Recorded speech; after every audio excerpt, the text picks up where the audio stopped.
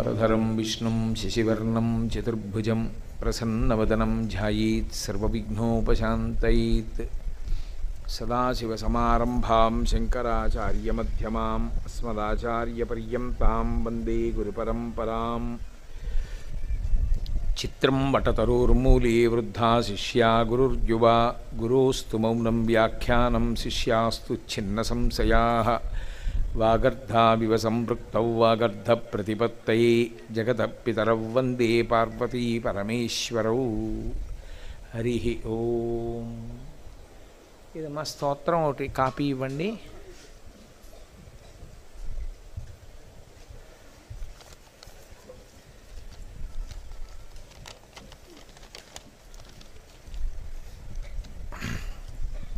మౌనవ్యాఖ్య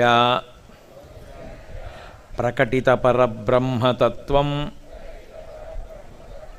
యువానం వర్షిష్ఠాంతే వసదృషిగణైః ఆవృతం బ్రహ్మనిష్టైః ఆచార్యేంద్రం కరకలిత చిన్ముద్ర ఆనందరూపం స్వాత్మారామం ముదితవదనం దక్షిణామూర్తిమీడే వటబిటపి సమీపే భూమిభాగే నిషణ్ణం సకలమునిజనానాం జ్ఞానదాతారమారాత్ త్రిభువనగురుమీశం దక్షిణామూర్తిదేవం జననమరణదుఃఖచ్ఛేద దక్షం నమామి. చిత్రం వటతరోర్మూలే వృద్ధాః శిష్యా గురుర్యువా గురోస్తు మౌనం వ్యాఖ్యానం శిష్యాస్తు ఛిన్నసంశయాః. నిధయే సర్వవిద్యానాం భిషజే భవరోగిణాం గురవే సర్వలోకానాం దక్షిణామూర్తయే నమః. ఓం నమః ప్రణవార్థాయ శుద్ధజ్ఞానైకమూర్తయే నిర్మలాయ ప్రశాంతాయ దక్షిణామూర్తయే నమః. శృతిస్మృతిపురాణానాం ఆలయం కరుణాలయం నమామి భగవత్పాద శంకరం లోకశంకరం. విశ్వందర్పణదృశ్యమాననగరీ తుల్యం నిజాంతర్గతం పశ్యన్నాత్మని మాయయా బహిరివోద్భూతం యథా నిద్రయా యస్సాక్షాత్కురుతే ప్రబోధసమయే స్వాత్మానమేవాద్వయం తస్మై శ్రీగురుమూర్తయే నమ. ఇదం శ్రీదక్షిణామూర్తయే బీజస్యాంతరివాంకురో జగదిదం ప్రాంగ్ నిర్వికల్పం పునః మాయాకల్పితదేశకాలకలనా వైచిత్ర్యచిత్రీకృతం మాయావీవ విజృంభయత్యపి మహాయోగీవ యః స్వేచ్ఛయా తస్మై శ్రీగురుమూర్తయే నమ. ఇదం శ్రీదక్షిణామూర్తయే యస్యైవ స్ఫురణం సదాత్మకమసత్కల్పార్థకం భాసతే సాక్షాత్ తత్వమసీతి వేదవచసా యో బోధయత్యాశ్రితాన్ యస్సాక్షాత్కరణాద్భవేన్న పునరావృత్తిర్భవాంభోనిధౌ తస్మై శ్రీగురుమూర్తయే నమ ఇదం శ్రీదక్షిణామూర్తయే.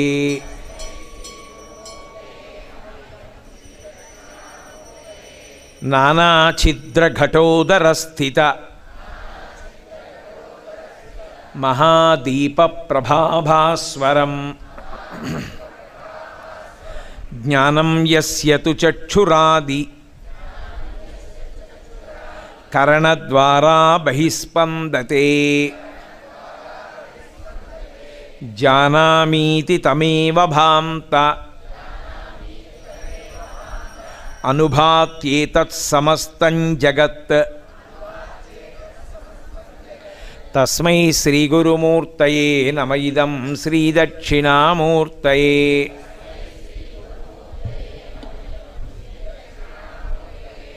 దేహం ప్రాణమపీంద్రియాణ్యపి చలాం బుద్ధిం చ శూన్యం విదుః స్త్రీబాలాంధజడోపమా త్వహమితి భ్రాంతా భృశం వాదినః మాయాశక్తి విలాసకల్పిత మహావ్యామోహ సంహారిణే. తస్మై శ్రీగురుమూర్తయే నమ ఇదం శ్రీదక్షిణామూర్తయే. రాహుగ్రస్తదివాకరేందుసదృశో మాయాసమాచ్ఛాదనాత్ సన్మాత్రకరణోపసంహరణతో యో భూత్సుషుప్తు పుమాన్ ప్రాగస్వాప్సమితి ప్రబోధసమయే యః ప్రత్యభిజ్ఞాయతే. తస్మై శ్రీగురుమూర్తయే నమ ఇదం శ్రీదక్షిణామూర్తయే.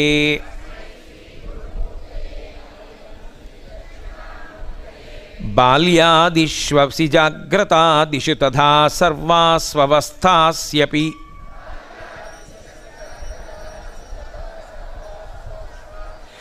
వ్యావృత్తాస్వనువర్తమాన మహమిత్యంతఃస్ఫురంతం సదా స్వాత్మానం ప్రకటీకరోతి భజతాం యో భద్రయా ముద్రయా. తస్మై శ్రీగురుమూర్తయే నమ ఇదం శ్రీదక్షిణామూర్తయే.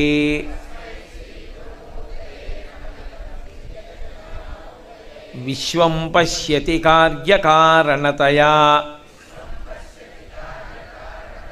స్వస్మామి సంబంధతః శిష్యాచార్యతయా తథైవ పితృపుత్రాద్యాత్మనాభేదతః స్వప్నే జాగ్రతి వా యయేష పురుషో మాయా పరిభ్రామితః. తస్మై శ్రీగురుమూర్తయే నమ ఇదం శ్రీదక్షిణామూర్తయే.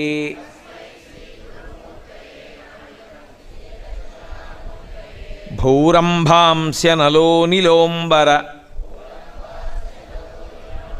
మహార్నాథో హిమాంశు పుమాన్ ఇత్యాభాతి చరాచరాత్మకమిదం యస్యైవ మూర్త్యస్థకం నాన్యత్కించన విద్యతే విమృశతాం యస్మాత్ పరస్మాత్ విభో యస్మాత్ పరస్మాత్ విభో. అక్కడ చిన్న దోషం ఉంది, దిద్దుకోండి. తస్మై శ్రీ గురుమూర్తయే నమ ఇదం శ్రీ దక్షిణామూర్తయే.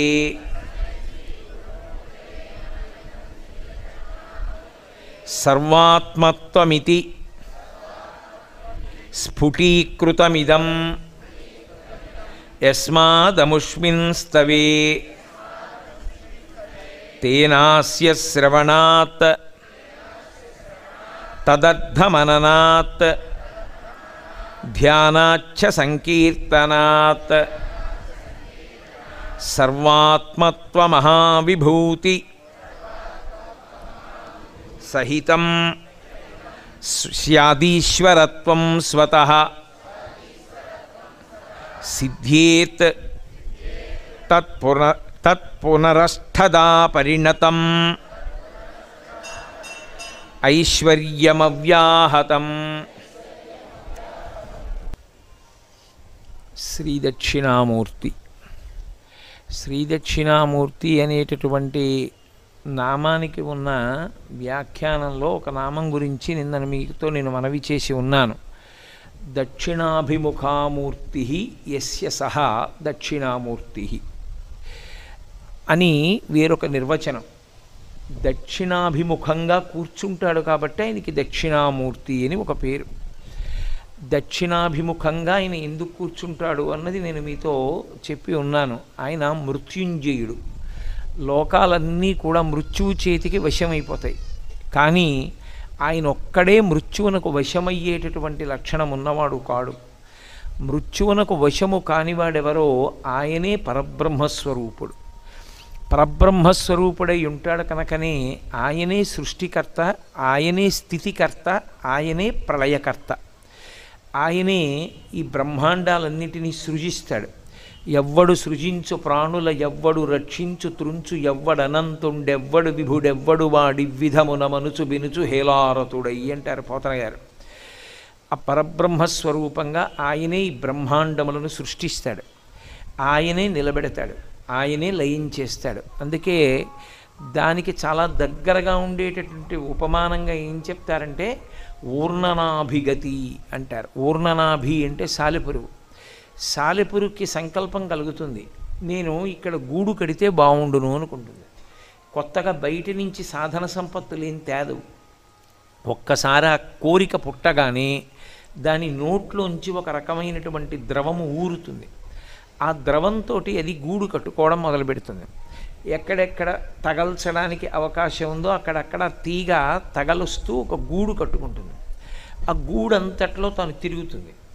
తిరిగి దానికి ఎప్పుడో చికాకు పుడుతుంది. ఈ గూడంతా కూడా పాడు చేసేద్దాం అనుకుంటుంది.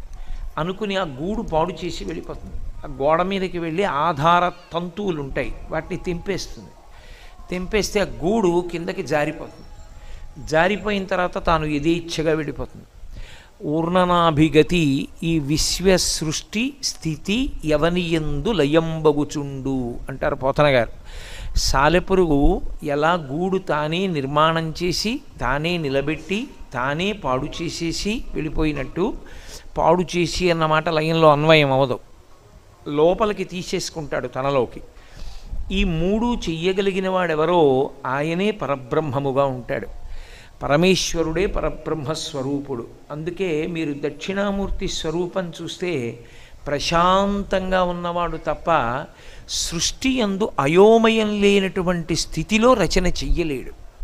మీరు ఎప్పుడైనా చూడండి, ఒక పని ప్రారంభం చేసే ముందు ఈ పని ఎలా చేస్తే బాగుంటుంది అని ప్రణాళిక నిర్మాణం చేస్తున్నారనుకోండి, అప్పుడు మీరు ఉద్వేగంతో కానీ కోపంతో కానీ విపరీతమైన హర్షంతో కానీ ఉన్నారనుకోండి, ఖచ్చితంగా పని ఎలా జరగాలి అన్నది మీరు ప్రణాళిక రచన చేసేటప్పుడు తప్పులు చేస్తారు. భవిష్యత్తుని ఊహించి ఇప్పుడిప్పుడు ఈ సాధన సంపత్తులు దీనికి ఉంటే తప్ప ఈ కార్యక్రమం జయప్రదం కాదు అని దానికి కావలసినటువంటి సంభారములను సమకూర్చుకుని ప్రణాళికా నిర్మాణం చెయ్యడంలో వైక్లభ్యం వస్తుంది. అదే ప్రశాంతమైన మనస్సుతో ఉన్నాడనుకోండి, ఆయన చేసినటువంటి పని యందు అయోమయావస్థ ఉండదు.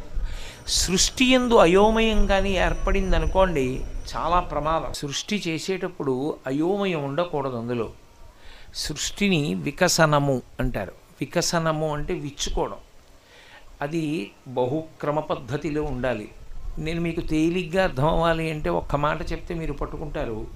ఒక కుక్క కడుపున కుక్కే పుట్టాలి, ఒక పిల్లి కడుపున పిల్లే పుట్టాలి, ఒక ఆవు కడుపున ఆవే పుట్టాలి, మనుష్యుని కడుపున మనుష్యుడే పుట్టాలి తప్ప సృష్టిలో ఎవరి కడుపున ఎవరు పుడతారో తెలియదు అన్నాం అనుకోండి, అయోమయం వస్తుంది. ఏది తినాలో అదే తినాలి. శాకాహారి అంటే మీరు తీసుకొచ్చి ఎంత పక్వం చేసి పెట్టిన మాంసమైనా అది ముట్టుకోదు. అది పుట్టుకతో ఆ స్వభావం వస్తుంది. ఏనుక్కి ఎవరు నేర్పరు నువ్వు మాంసాహారం తినద్దని, కానీ ఏనుగు ముట్టుకోదు మాంసాహారం, అంతే అలాగే ఉంటుంది. ఆవుకి ఎవరు నేర్పరు నువ్వు గడ్డి తినని, అది గడ్డి తింటుంది. దేనికి ఏది ఎలా చెయ్యాలో అలా దానికి కావలసినటువంటి సంభారాన్ని సమకూర్చాలి. అది అలా సమకూర్చడంలో ఎక్కడైనా పొరపాటు వచ్చిందనుకోండి, ప్రమాదం వస్తుంది. మీకు నేను ఒక ఉదాహరణ చెప్పాలి అంటే, పిల్లి ఎలకని పట్టుకోవడంలో చాలా నేర్పరితనంతో ఉంటుంది. ఆ ఎలకని పట్టుకునేటప్పుడు చిన్న చప్పుడైతే ఎలక పారిపోతుంది.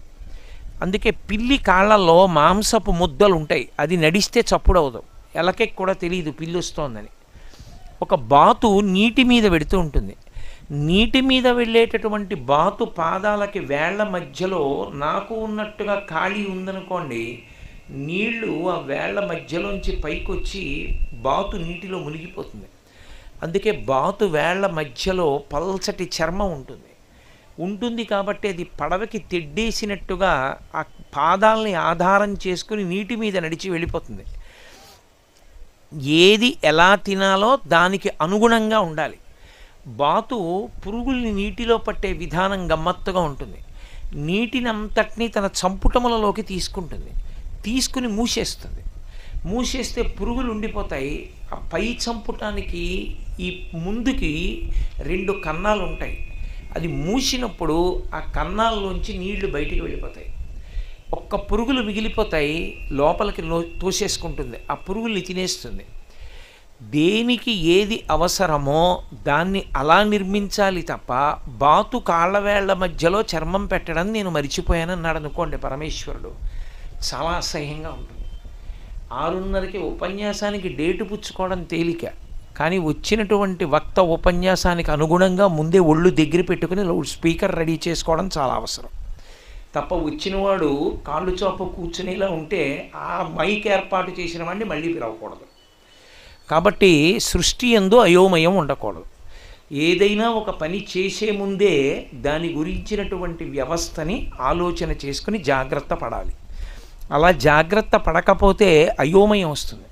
మనం చేస్తామేమో ఇలాంటి తప్పులు, పరమేశ్వరుడి సృష్టి యందు ఈ దోషం ఉండదు. అది చాలా క్రమంగా ఉంటుంది. ఎలా విచ్చుకోవాలో అలా విచ్చుకుంటుంది. అందుకే మీరు చూడండి, సనాతన ధర్మంలో దేవతలందరూ కూడా తామర పువ్వులో కూర్చుంటారు. తామర పువ్వులో కూర్చోవడానికి కారణం ఒకటే, పువ్వులో కూర్చుంటే పువ్వు నలిగిపోదండి. పువ్వులో కూర్చోవడం ఏమిటి అసలు, దానికి అర్థం ఉందా ఏమైనా? సరస్వతీదేవి తామర పువ్వులో కూర్చుంటుంది. శ్రీ మహావిష్ణువు ఒక్కొక్క చోట గురువాయూరులో ప్రత్యేకంగా తామర పువ్వులో కూర్చుని ఉంటాడు కృష్ణ భగవానుడు. అదొక మహత్తరమైన దర్శనం అక్కడ. అలాగే లక్ష్మీదేవి తామర పువ్వులో కూర్చుంటుంది.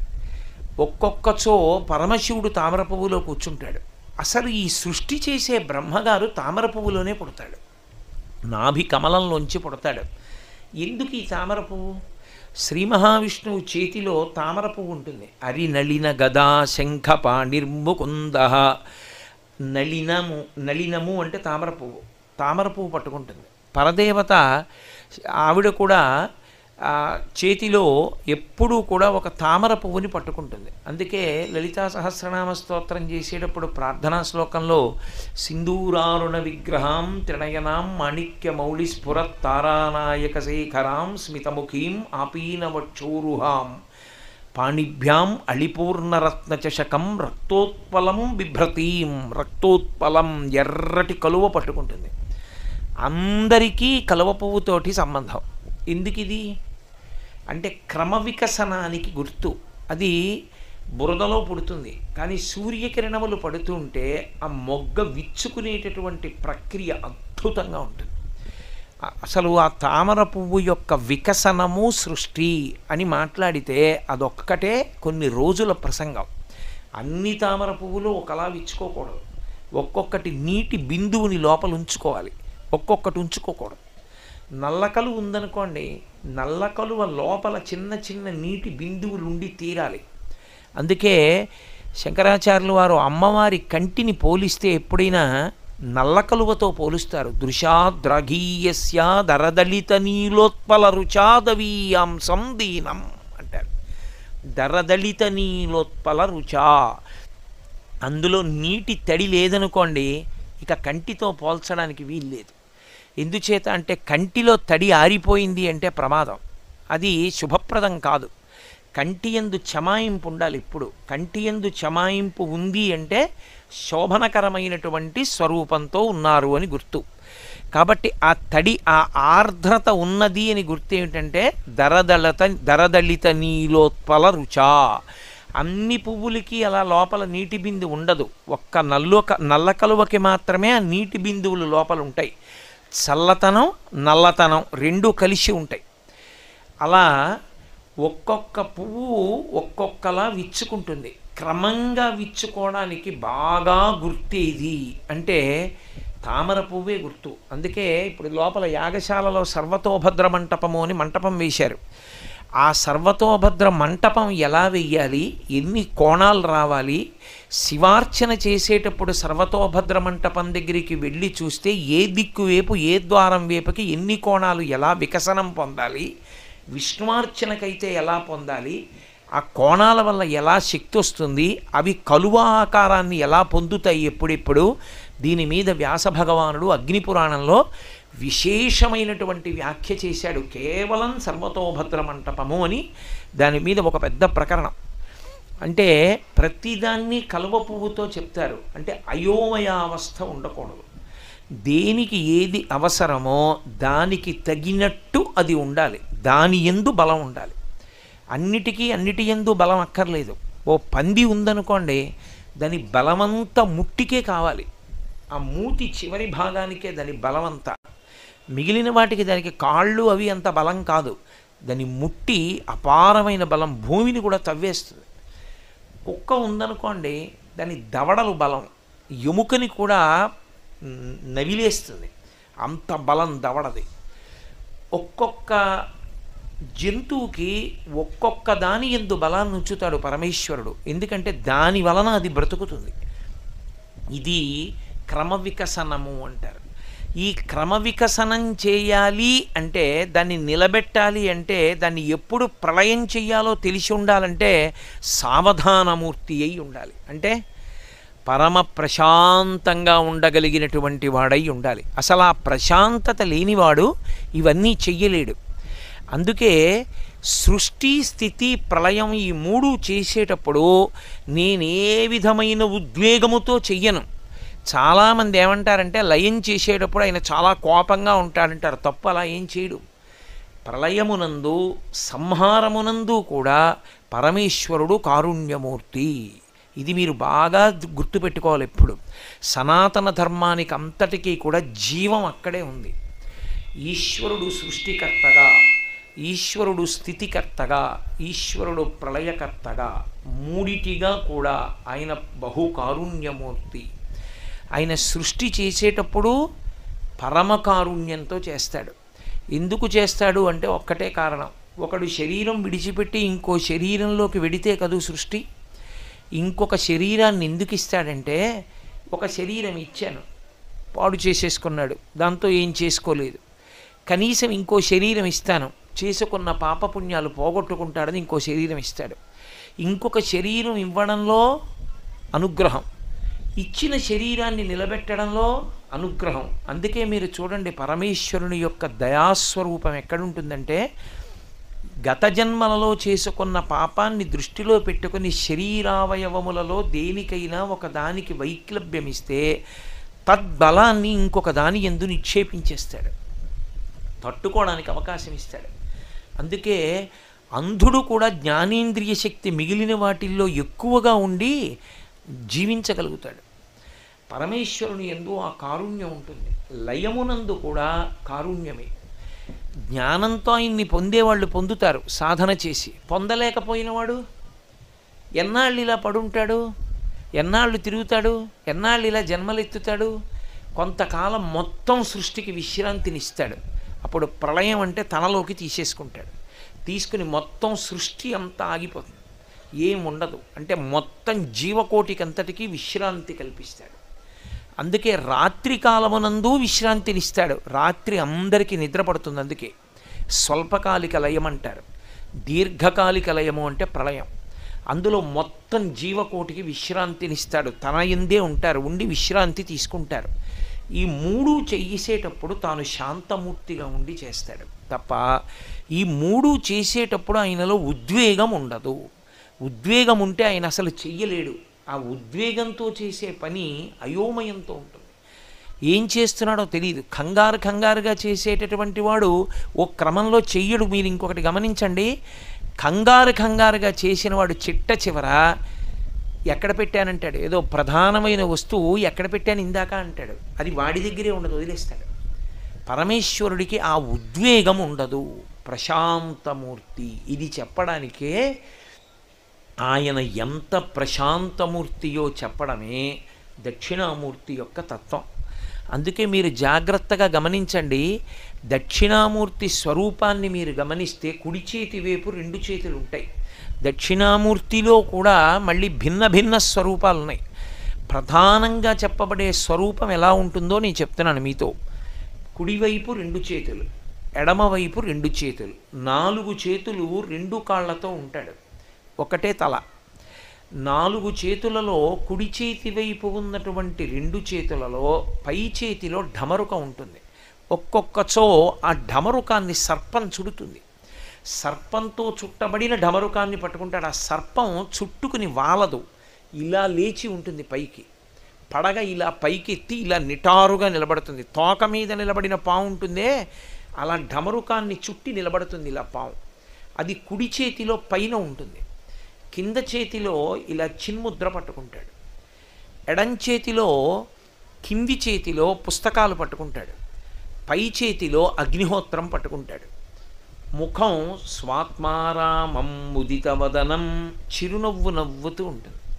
అసలు ఆ మూర్తి ముఖంలో చిరునవ్వు భావన ఉండాలి. ముఖం గంభీరంగా ఉన్న, ముఖంలో కొంచెం ఏదో పెద్ద అంత ప్రశాంతంగా ఉన్నట్టు లేకపోయినా అసలు అది దక్షిణామూర్తిగా ప్రతిష్టకి అయోగ్యం. అందుకే దక్షిణామూర్తి విగ్రహాన్ని ఎవరు పడితే వాళ్ళు చెక్కలేరు. ఒక దక్షిణామూర్తి విగ్రహాన్ని చెక్కడం అంటే అంత జాగ్రత్తగా చెక్కుతారు పరమేశ్వరారాధనం చేసి. ఎందుకంటే మూర్తిలో నవ్వు రావాలి. దాన్ని మీరు చూడగానే పసిపిల్లలు కూడా నించోగలగాలి వెళ్ళి. అంత ముదిత వదనం, అంత ప్రశాంతంగా ఉండాలి. అంత ప్రశాంతంగా ఉంటే తప్ప అది మీకు ప్రయోజనాన్ని ఇవ్వదు, ప్రశాంతతనివ్వదు. ఇప్పుడు మనకు వచ్చినటువంటి మూర్తిని మీరు చూడండి, ఎంత ప్రశాంతంగా చిన్న నవ్వు నవ్వుతున్నట్టు ఉంటాడు. ఆ నవ్వు భావ ప్రకటనం. అది శిల్పి యొక్క ఉపాసన చేత వస్తుంది మూర్తిలోకి. అలా 4 చేతులతో ఉంటాడు. ఉన్నప్పుడు ఆయనయే సృష్టికర్త. ఈ సృష్టినంతటినీ చేశాడు. సృష్టి ప్రారంభం ఎక్కడి నుంచి వస్తుంది అంటే ధ్వని నుండి వస్తుంది. శబ్దము సృష్టికి ఆధారము. శబ్దము లేకపోతే వెనక్కి వెళ్ళినట్టు, శబ్దం వస్తే ముందుకెళ్ళినట్టు. అక్కడ వరకు అర్థం చేసుకోండి చాలు. అంతకన్నా దాన్ని వ్యాఖ్యానం చేయాలి అంటే చాలా సమయం పట్టేస్తుంది. ఎక్కడైనా ధ్వని ఉంది అంటే స్థితితో కూడిన సృష్టి ఉంది అని గుర్తు. అంటే బహిర్ముఖులై నిలబడి ఉన్నారు అని గుర్తు. ఎక్కడ శబ్దం లేకుండా ఉంది అంటే వెనక్కి వెళ్ళారు అని గుర్తు. అంటే ధ్యానావస్థలో మూలం వైపుకి వెళ్ళిపోతున్నాడు. అన్నీ ఎట్నుంచి పుడుతున్నాయో ఎక్కడి నుంచి పుడుతున్నాయో దాని వైపుకి వెళ్ళిపోతే వెనక్కి నడక అంటారు. దాన్ని రెండిటి చేత సంకేతిస్తారు. రెండిటి చేత వెనక్కి ఎడతారు. మూడవది లేదు. మీరు బాగా జ్ఞాపకం పెట్టుకోవాలి విషయం. ఇప్పుడు నేను చెప్పే మాటలు పతంజలి భాష్యం. రెండిటి చేత వెనక్కి నడుస్తారు. కానీ లోకంలో ముందుకి నడవడానికి మాత్రం ఎప్పుడూ పనికొచ్చేటటువంటివి 7 ఉంటాయి. ముందుకు నడవడానికి పనికొచ్చేవి 5 జ్ఞానేంద్రియములు, మనస్సు, శరీరము. ఈ 7 కలిస్తే ముందుకు నడుస్తాడంటే అది చూస్తాడు, ఇది చూస్తాడు, అది వింటాడు, ఇది వింటాడు, బహిర్ముఖుడై ఉంటాడు. వీటన్నిటితో తెగిపోయి వెనక్కి వెళ్ళిపోవాలంటే రెండిటి చేత పెడతాడు. ఒకటి ప్రాణాయామం చేత పెడతాడు. ప్రాణాయామం సక్రమంగా ప్రాణాయామ ప్రక్రియ నేర్చుకున్నవాడైతే, ప్రాణాయామ ప్రక్రియ అంటే మీరు ఒకటి బాగా జ్ఞాపకం పెట్టుకోవాలి. కూర్చోపెట్టి 15 నిమిషాలు ప్రాణాయామం చెయ్యండి అని చెప్పకూడదు. ఎప్పుడు ప్రాణాయామం చెప్పేటప్పుడు యోగం బాగా తెలుసున్న గురువు అని గుర్తు ఏమిటంటే నాడి చూస్తారు. నాడి చూసి నాడీ స్పందనాన్ని బట్టి వాళ్ళ శక్తిని లెక్క కట్టి ఇన్ని మాటలు ప్రాణాయామం చేయమని చెప్తారు. అంతకన్నా ఎక్కువ ప్రాణాయామం చేస్తే కాలంలో కొంతకాలానికి పిచ్చొస్తుంది. నేను పరమ యథార్థం చెప్తున్నా. తెలిసి తెలియక చేసి పిచ్చొచ్చిన వాడు ఉన్నాడు కాకినాడలోనే. తర్వాత తగ్గింది. కేవలం ప్రాణాయామం వల్ల వచ్చింది. అతి ప్రాణాయామం చేయకూడదు. శరీర శక్తిని దాటిన ప్రాణాయామం చేయకూడదు. అందరికీ సరిపోయే ప్రాణాయామం 3 మార్లే. ఎవరికైనా సరిపోతుంది. అందుకే 3 మాటలే. ఓం భూః ఓం భువః ఓం సుమః ఓం మహః జనః తపః ఓం సత్యం తత్సవితుర్వరేణ్యం వెళ్ళిపోతుంది మంత్రం. 3 మాటలే చేయిస్తారు. 3 దాటితే మీకు శక్తి ఉండాలి తప్ప ప్రాణాయామం ఇష్టం వచ్చినట్టు చేయకూడదు. కాబట్టి ప్రాణాయామం చేత వెనక్కి ఎడతాడు. వెనక్కి ఎందుకు ఎడతాడు అంటే ప్రాణాయామము మనసుని నిలబెట్టేస్తుంది. ఊపిరి మీద మనసు ఆధారపడుతుంది. ఊపిరిని నియంత్రిస్తే మనసు నిలబడుతుంది. మనసు నిలబడితే వెనక్కి వెడుతుంది. వెనక్కి వెడితే మూలం వైపుకు వెడుతుంది, ఆత్మ వైపుకి. ఉద్వేగంతో మామూలుగా ఊపిరి తీస్తే ముందుకెడుతుంది, యోగశక్తిగా మారుతుంది ధ్యానంలో. రెండవది ధ్యాన ప్రక్రియ. ధ్యానం ఎలా చెయ్యాలో తెలుసుకుని జాగ్రత్తగా ధ్యానం చేయడానికి అలవాటు పడితే, ధ్యానం ఎలా చెయ్యాలి అన్నది కొత్తగా ఎవరూ చెప్పక్కర్లేదు. మీరు బాగా జ్ఞాపకం పెట్టుకోండి. ధ్యానము అత్యంత క్షేమకరంగా, ఏ ప్రమాదము రాకుండా మీరు ఈ జన్మలో ధ్యానం మొదలు పెడితే ఏ వస్తువు మీద ధ్యానం చెయ్యాలో, ఎలా ధ్యానం చెయ్యాలో చెబుతూ అనేక చోట్ల అనేకమైనటువంటి ఉదాహరణలు మనకు అందిస్తూ నాటకీయ శైలిలో మీకు తెలియకుండానే మీతో ధ్యానం చేయించేటటువంటి శ్లోకాలు ఇచ్చి భద్రమైన ధ్యాన ప్రక్రియని అందించిన ఒకే ఒక మహాపురుషుడు శంకర భగవత్పాదాచార్య స్వామి. శంకరులు ఇచ్చారు ధ్యాన ప్రక్రియ అంతా. ఎన్నో శ్లోకాలు ధ్యానమే. మీరు ప్రత్యేకించి సౌందర్యలహరి తీసుకుంటే సౌందర్యలహరిలో ఒక్కొక్క శ్లోకం ధ్యానమే. ఆ ధ్యానంలో మీరు ఆ శ్లోకాన్ని కానీ ఎవరికి అవసరమో వాళ్ళకి అది చెప్పగలగాల. ఆ ప్రజ్ఞ గురువుకు ఉండాలి. అందుకే సౌందర్యలహరి అంతా కూడా ఉపాసన శాస్త్రం శక్తిది. నాకు అంత బాగా జ్ఞాపకం ఉండట్లేదండి ఈ పిల్లాడికి అంటారు. ఈ పిల్లాడికి జ్ఞాపకం ఉండట్లేదు అంటే ఏ శ్లోకం ఇవ్వాలో, శ్లోకంలో ఎలా ధ్యానం చెయ్యాలో ఆ పిల్లవాడికి నేర్పితే వాడికి విశేషమైన ధారణాశక్తి వచ్చేస్తుంది. ఎందరో ఉన్నారు అలా. శంకరాచార్యుల వారి హృదయాన్ని పట్టుకోగలగాలంటే శంకరాచార్యుల వారి అనుగ్రహం ఉండాలి. కాబట్టి ధ్యానము చేత వెనక్కెడుతుంది మనస్సు. ఎదురుగుండా ఉన్న వాటిని వదిలిపెట్టేసి వెనక్కి వెళ్ళి ఆత్మని పట్టుకుంటుంది. ఈ 2 వెనక్కి నడవడానికి సాధనాలు, 7 ముందుకి నడవడానికి సాధనాలు. ఇందులో మీరు జాగ్రత్తగా గమనించండి. దక్షిణామూర్తి పరమ ప్రశాంతంగా ఉండి కుడి చేతిలో పైభాగంలో ఢమరుకం పట్టుకుంటారు. ఆ ఢమరుకం శబ్దం చేస్తుంది. శబ్దము వేరు, ధ్వని వేరు. మళ్ళీ ఆ రెండిటికి తేడా ఉంటుంది. చాలా సాధారణంగా ఏమంటారంటే ఆయన ధ్వని చేశాడండి అంటే శబ్దం చేశాడు, ఆయన శబ్దం చేశాడండి అంటే ధ్వని చేశాడు అనుకుంటారు. కాదు, తప్పది. శబ్దము అంటే అర్థసహితము, దానికి అర్థం ఉంటుంది. అందుకే వేదమంతా కలిపి శబ్దరాశి. ధ్వని అంటే దానికి ఏ విధమైనటువంటి అర్థము ఉండదు.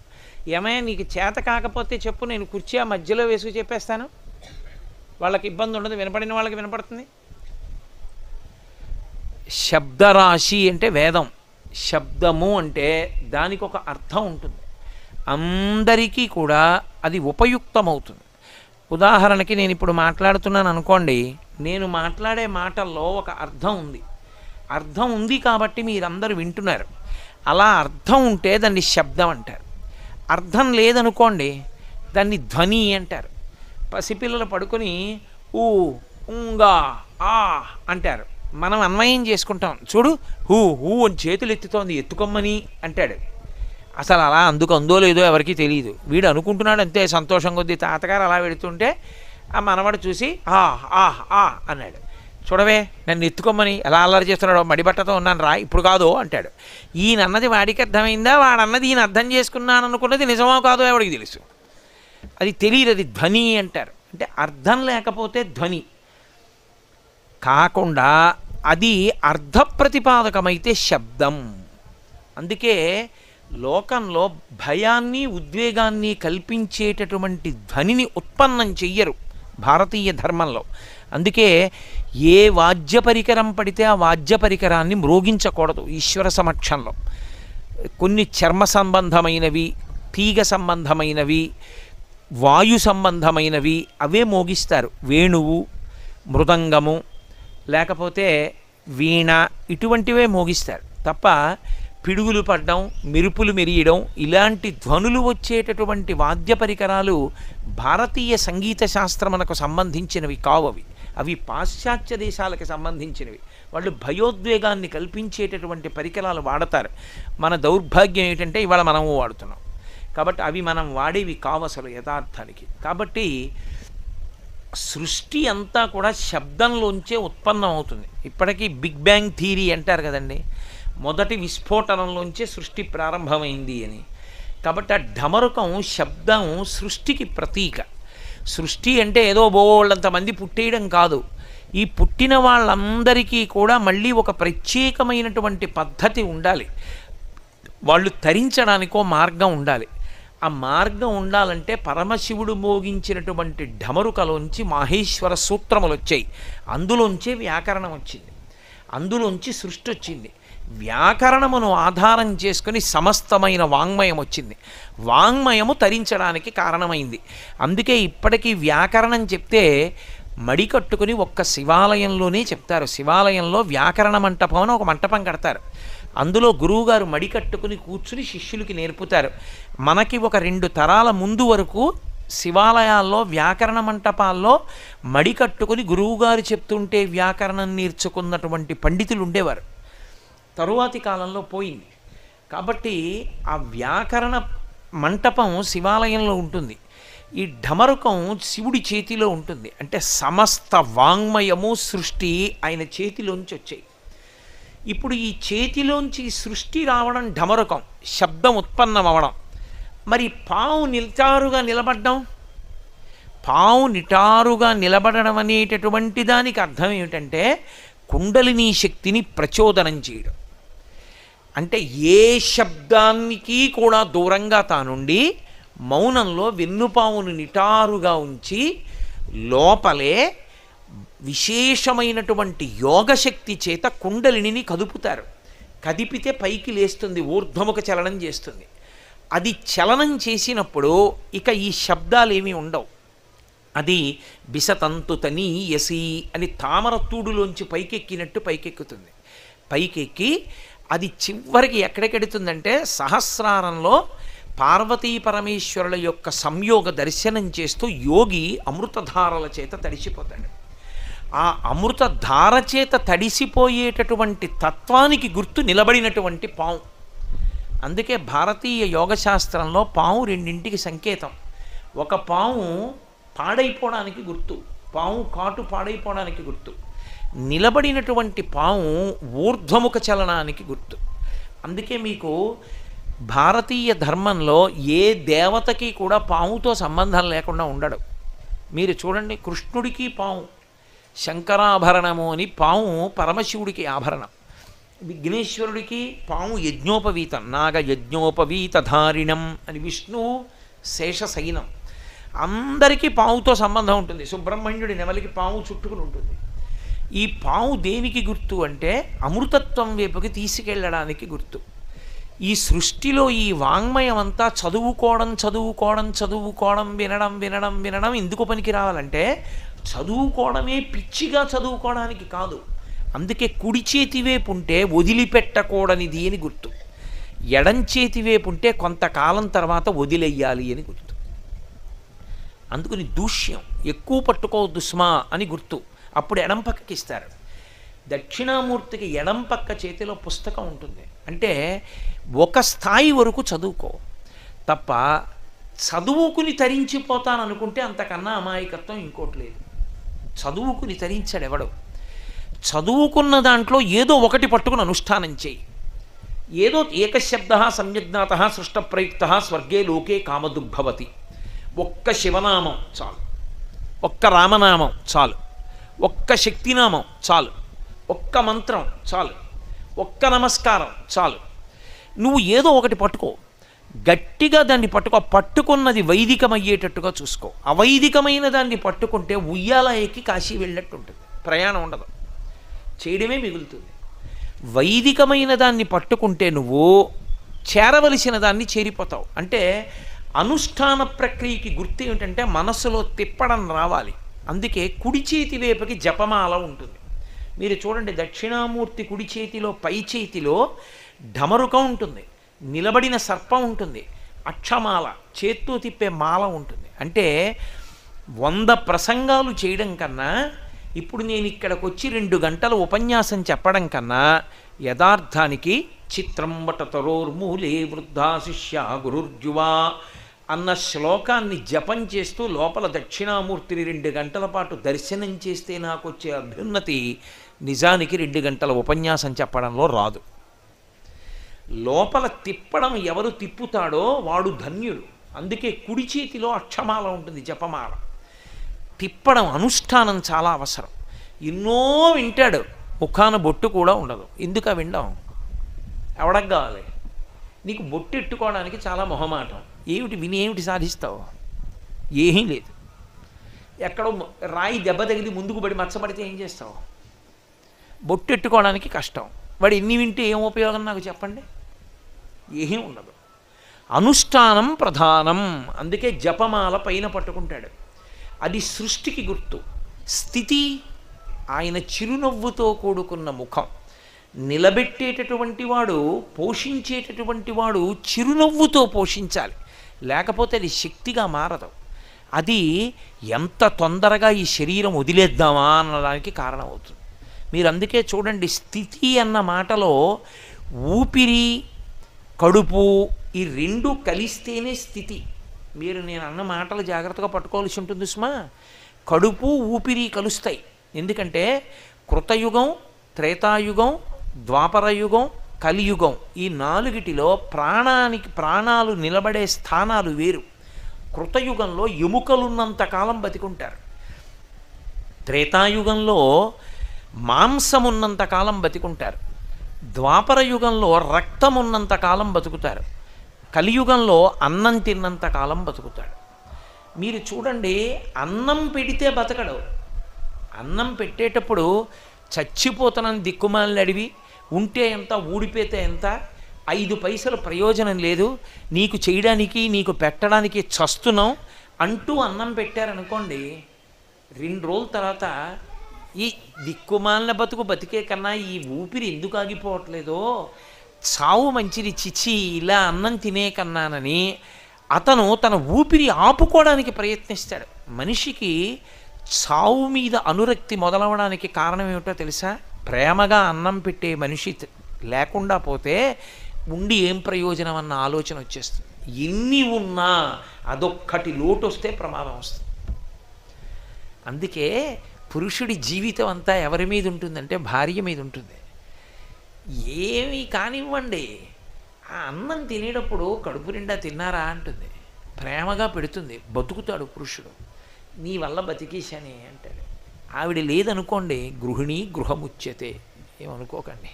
ఆవిడ లేదనుకోండి, ఆ ఇంట ఏమిటో అనిపిస్తుంది. ఎందుకంటే ఏది ఆ అన్నం పెట్టిన చెయ్యేది, ఆ గాజులు చెయ్యేది లేదు, వెళ్ళిపోయింది. కాబట్టి ఆ అన్నానికి ఊపిరికి దగ్గరి సంబంధం. ఈశ్వరుడు అన్నం పెట్టినప్పుడు తృణీకరించి పెట్టాడు ఎవ్వరికి. ఆయన పరమ ప్రేమతో పెడతాడు. ఇన్ని కోట్ల జీవరాశులకు అన్నం పెడుతున్నవాడెవరు? ఆయనే. ఆయన పెట్టినప్పుడు ప్రేమతో పెట్టాడు తప్ప వీడు నాకేం చేశాడని పెట్టాడు. తండ్రి కొడుకు తనని ప్రేమించినా ప్రేమించకపోయినా అన్నం పెడతాడు. అలాగే తను పెట్టిన అన్నం తినికి తనకి వ్యతిరేకంగా మైకులో తిడుతున్నా ఆయన అన్నం పెడుతూనే ఉంటాడు. పోన్లేరా అంటాడు. అది ఆయన ప్రేమ. అన్నం అంత ప్రేమగా పెడతాడు, అంత ప్రేమగా బతికిస్తాడు. వీడు నేను ఇచ్చిన దానికి ఉపయోగించుకోవట్లేదుగా శరీరం అని తీసేయడు, ఉంచుతాడు. బాగా జర్జరీభూతం అయిపోయి కాళ్ళు చేతులు కదలక మలమూత్రములను తాను విసర్జించుకోలేక మంచంలో ఉండిపోయినా ఇంకా ఉండిపోవాలనుకుంటాడు. పిచ్చాడా, ఏం చేస్తావురా శరీరంలో ఉండి, ఏం చేయలేవు అని బయటికి తీసేసి ఇంకో శరీరంలో పెడతాడు. ఎంతటి కారుణ్యమూర్తి! అందుకే ఆ స్థితికారకత్వమునందు కారుణ్యం ఉండాలి. అందుకే ముఖం చిరునవ్వు నవ్వుతూ ఉంటుంది. సృష్టి ఢమరుకం, స్థితి చిరునవ్వు, లయం అగ్నిహోత్రం. అందుకే ఎడంచేతి వైపు అగ్నిహోత్రాన్ని పట్టుకుంటాడు. ఈ సమస్త ప్రపంచాన్ని లయం చెయ్యగలిగిన వాడెవరు? ఆయనే.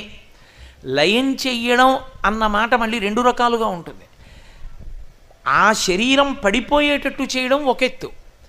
ఆ శరీరం పడిపోవడం కాదు, ఇక మళ్ళీ శరీరంలోకి రావలసిన అవసరం లేకుండా చేయడం ఒక ఎత్తు. చేసుకున్న పాపపుణ్యాల కొద్దీ ఆ శరీరం పడిపోయి ఇంకో శరీరంలోకి వెళ్ళాలనుకోండి, ఈ శరీరాన్ని పడగొడతాడు అగ్ని, ఇంకో శరీరాన్ని ఇస్తాడు డమరుకం. పరమభక్తి తత్పరుడై జీవనం చేశాడనుకోండి, వాడికి జ్ఞానం ఇచ్చేస్తాడు. ఇక మళ్ళీ నువ్వు పుట్టక్కర్లేదంటాడు. దాన్ని ఆత్యంతిక ప్రళయము అని పిలుస్తారు. ఆ జ్ఞానం ఇచ్చి రక్షిస్తాడు. అందుకే 5 చేస్తాడు. పంచకృత్యపరాయణ. అమ్మవారు పరమశివుడు కూడా సృష్టి స్థితి లయ తిరోధాన అనుగ్రహములన ఇదింటిని చేస్తారు. తిరోధానం అంటే మాయ దాస్తాడు, అనుగ్రహం అంటే మోక్షం ఇచ్చేస్తాడు జ్ఞానం ఇచ్చి. ఆ జ్ఞానము మోక్షము నేను ఇవ్వగలనని చెప్పడమే తదియనాటి చంద్రరేఖతో ఉంటాడు. సూర్యుడు చంద్రుడు కూడా ఉంటారు దక్షిణామూర్తికి. ఇక్కడ విగ్రహంలో ఉన్నారేమో సూర్యచంద్రుడు ఇద్దరు ఉంటారంటే కాలమునకు నేను వశుడను కాను, అందుకే యువకుడిగా ఉంటాను. రెండు ఆ చంద్రరేఖ ఉంది. చంద్రరేఖ నుండి సుధా బిందువులు పడుతుంటాయి, అమృత బిందువులు పడతాయి. అంటే జ్ఞానము వృద్ధి పొందాలి తప్ప జ్ఞానము నశించిపోకూడదు. శుక్లపక్ష తదియనాటి చంద్రరేఖ పున్నమి చంద్రుడు అవుతుంది. పున్నమి చంద్రుడు గుండ్రంగా సున్నలా ఉంటాడు. పూర్ణమద పూర్ణమిదం పూర్ణాత్ పూర్ణముదచ్యతే పూర్ణస్య పూర్ణమాదాయ పూర్ణమేవావశిష్యతే.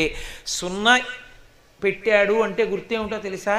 ఎక్కడ మొదలెట్టాడో అక్కడికి వచ్చాడు అని గుర్తు. అలా పూర్తి చేయకపోతే సున్న కాదు.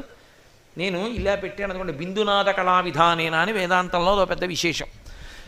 ఇలా పెట్టి చుక్క ఇలా తిప్పి మళ్ళీ ఈ చుక్క దగ్గరికి వచ్చేసాను అనుకోండి, సున్న అయిపోయింది. అంటే ఎక్కడ బయలుదేరానో అక్కడికి వచ్చేసాను, అందులో కలిసిపోయాను. ఇప్పుడు నేను ఎక్కడున్నాను మీరు చెప్పలేరు. ఎక్కడ బయలుదేరానో అందులోకి వెళ్ళిపోయాను నేను.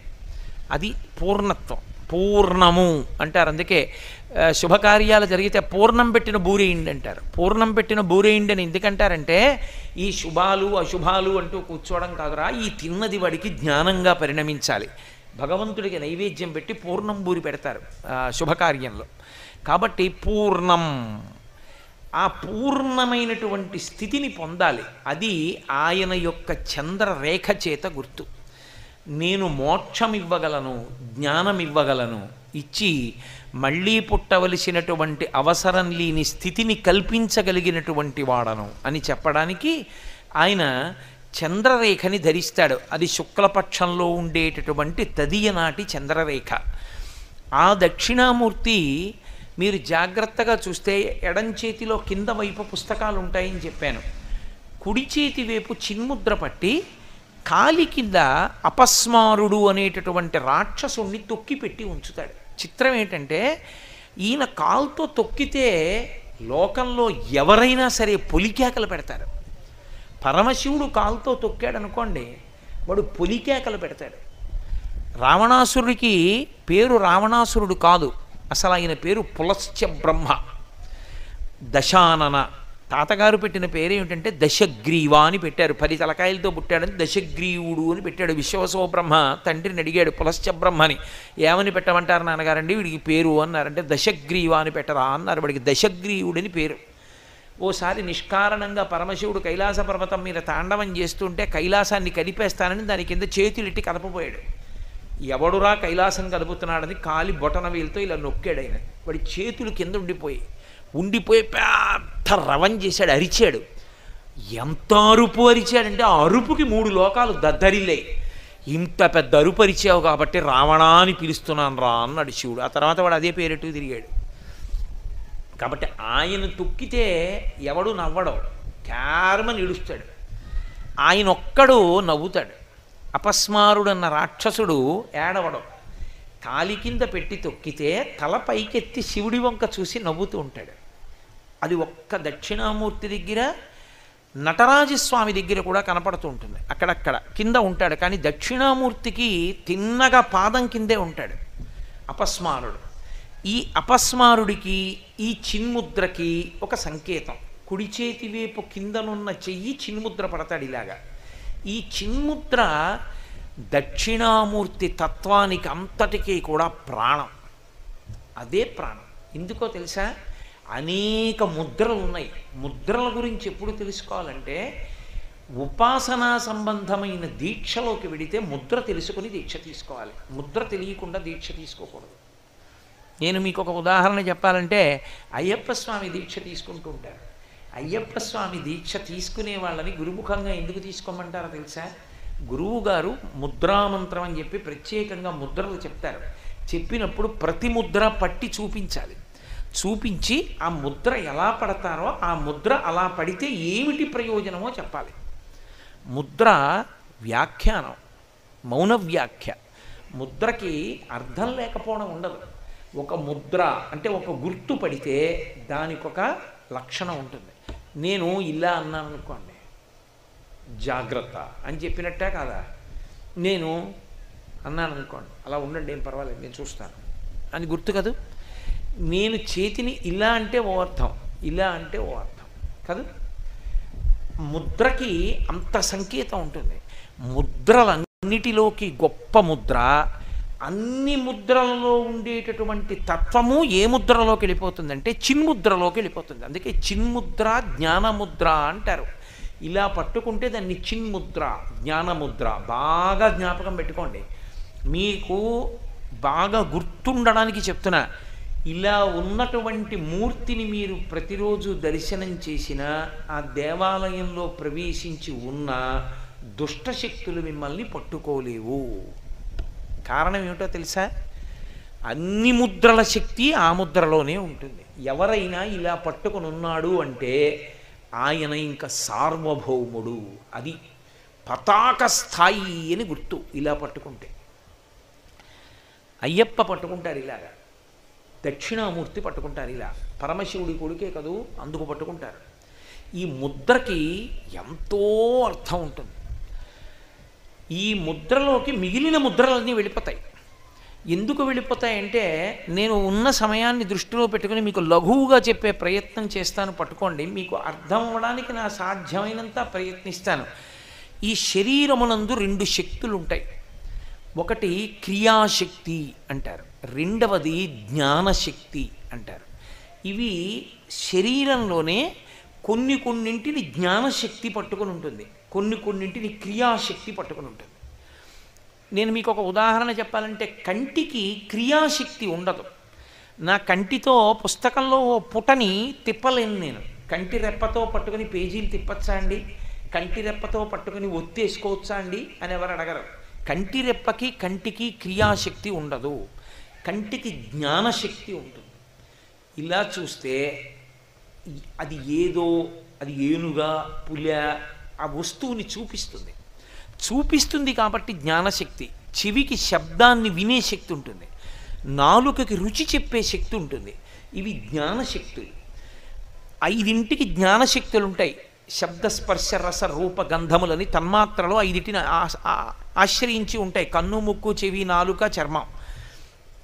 మిగిలిన వాటికి క్రియాశక్తులు ఉంటాయి. చేతులు ఉన్నాయనుకోండి, వాటికి క్రియాశక్తి, పనిచేసేటటువంటి శక్తి అంతా చేతికి ఉంటుంది. ప్రధానంగా శరీరంలో పనిచేసేటటువంటి శక్తి దేని మీదకి వెళ్ళి ఎక్కువగా నిలబడిపోతుందంటే చేతులలో నిలబడుతుంది. మళ్ళీ చేతులలో, కుడి చేతిలో నిలబడుతుంది.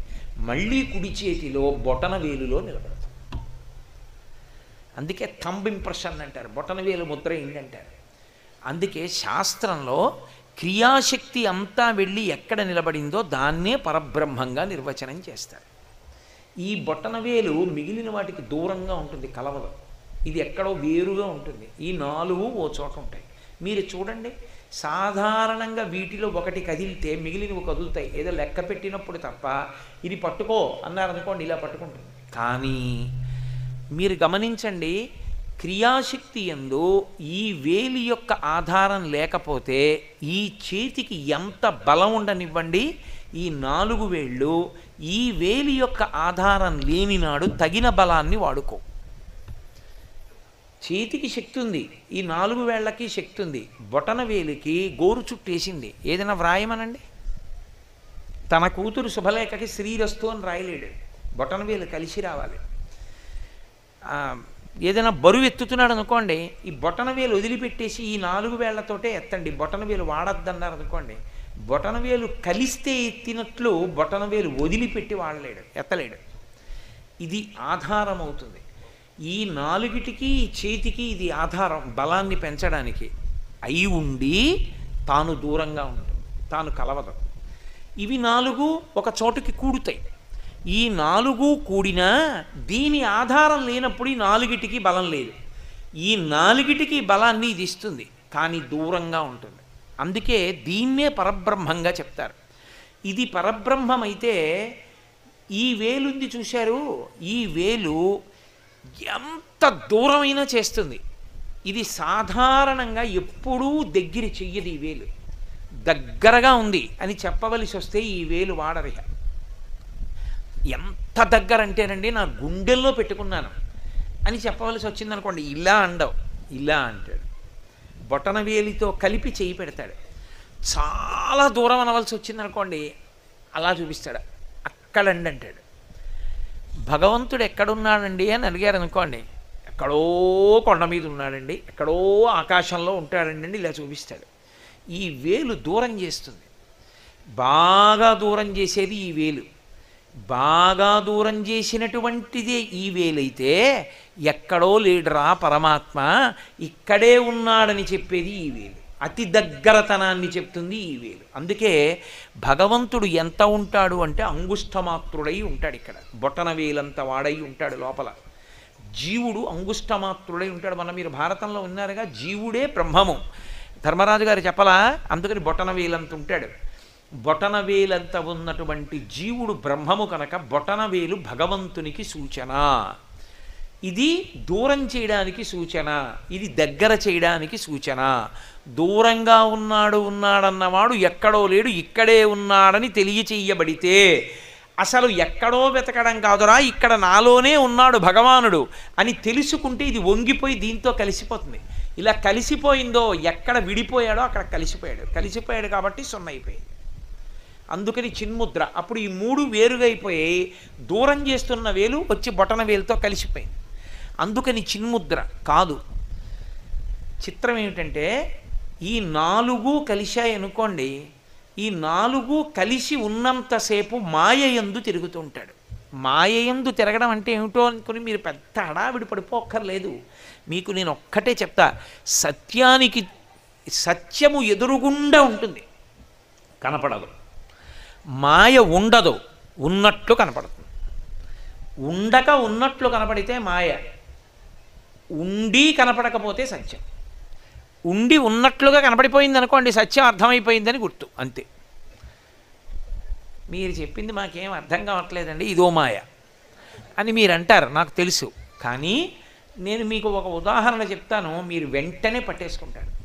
మాయ అంటే ఎప్పుడైనా మీకు మాయ అంటే ఏమిటి అని ఎవరన్నా అడిగారనుకోండి, మీకు నేను అతి తేలిక నిర్వచనం చెప్తున్నా, జ్ఞాపకం పెట్టుకోండి. నామము రూపము ఇవే మాయ.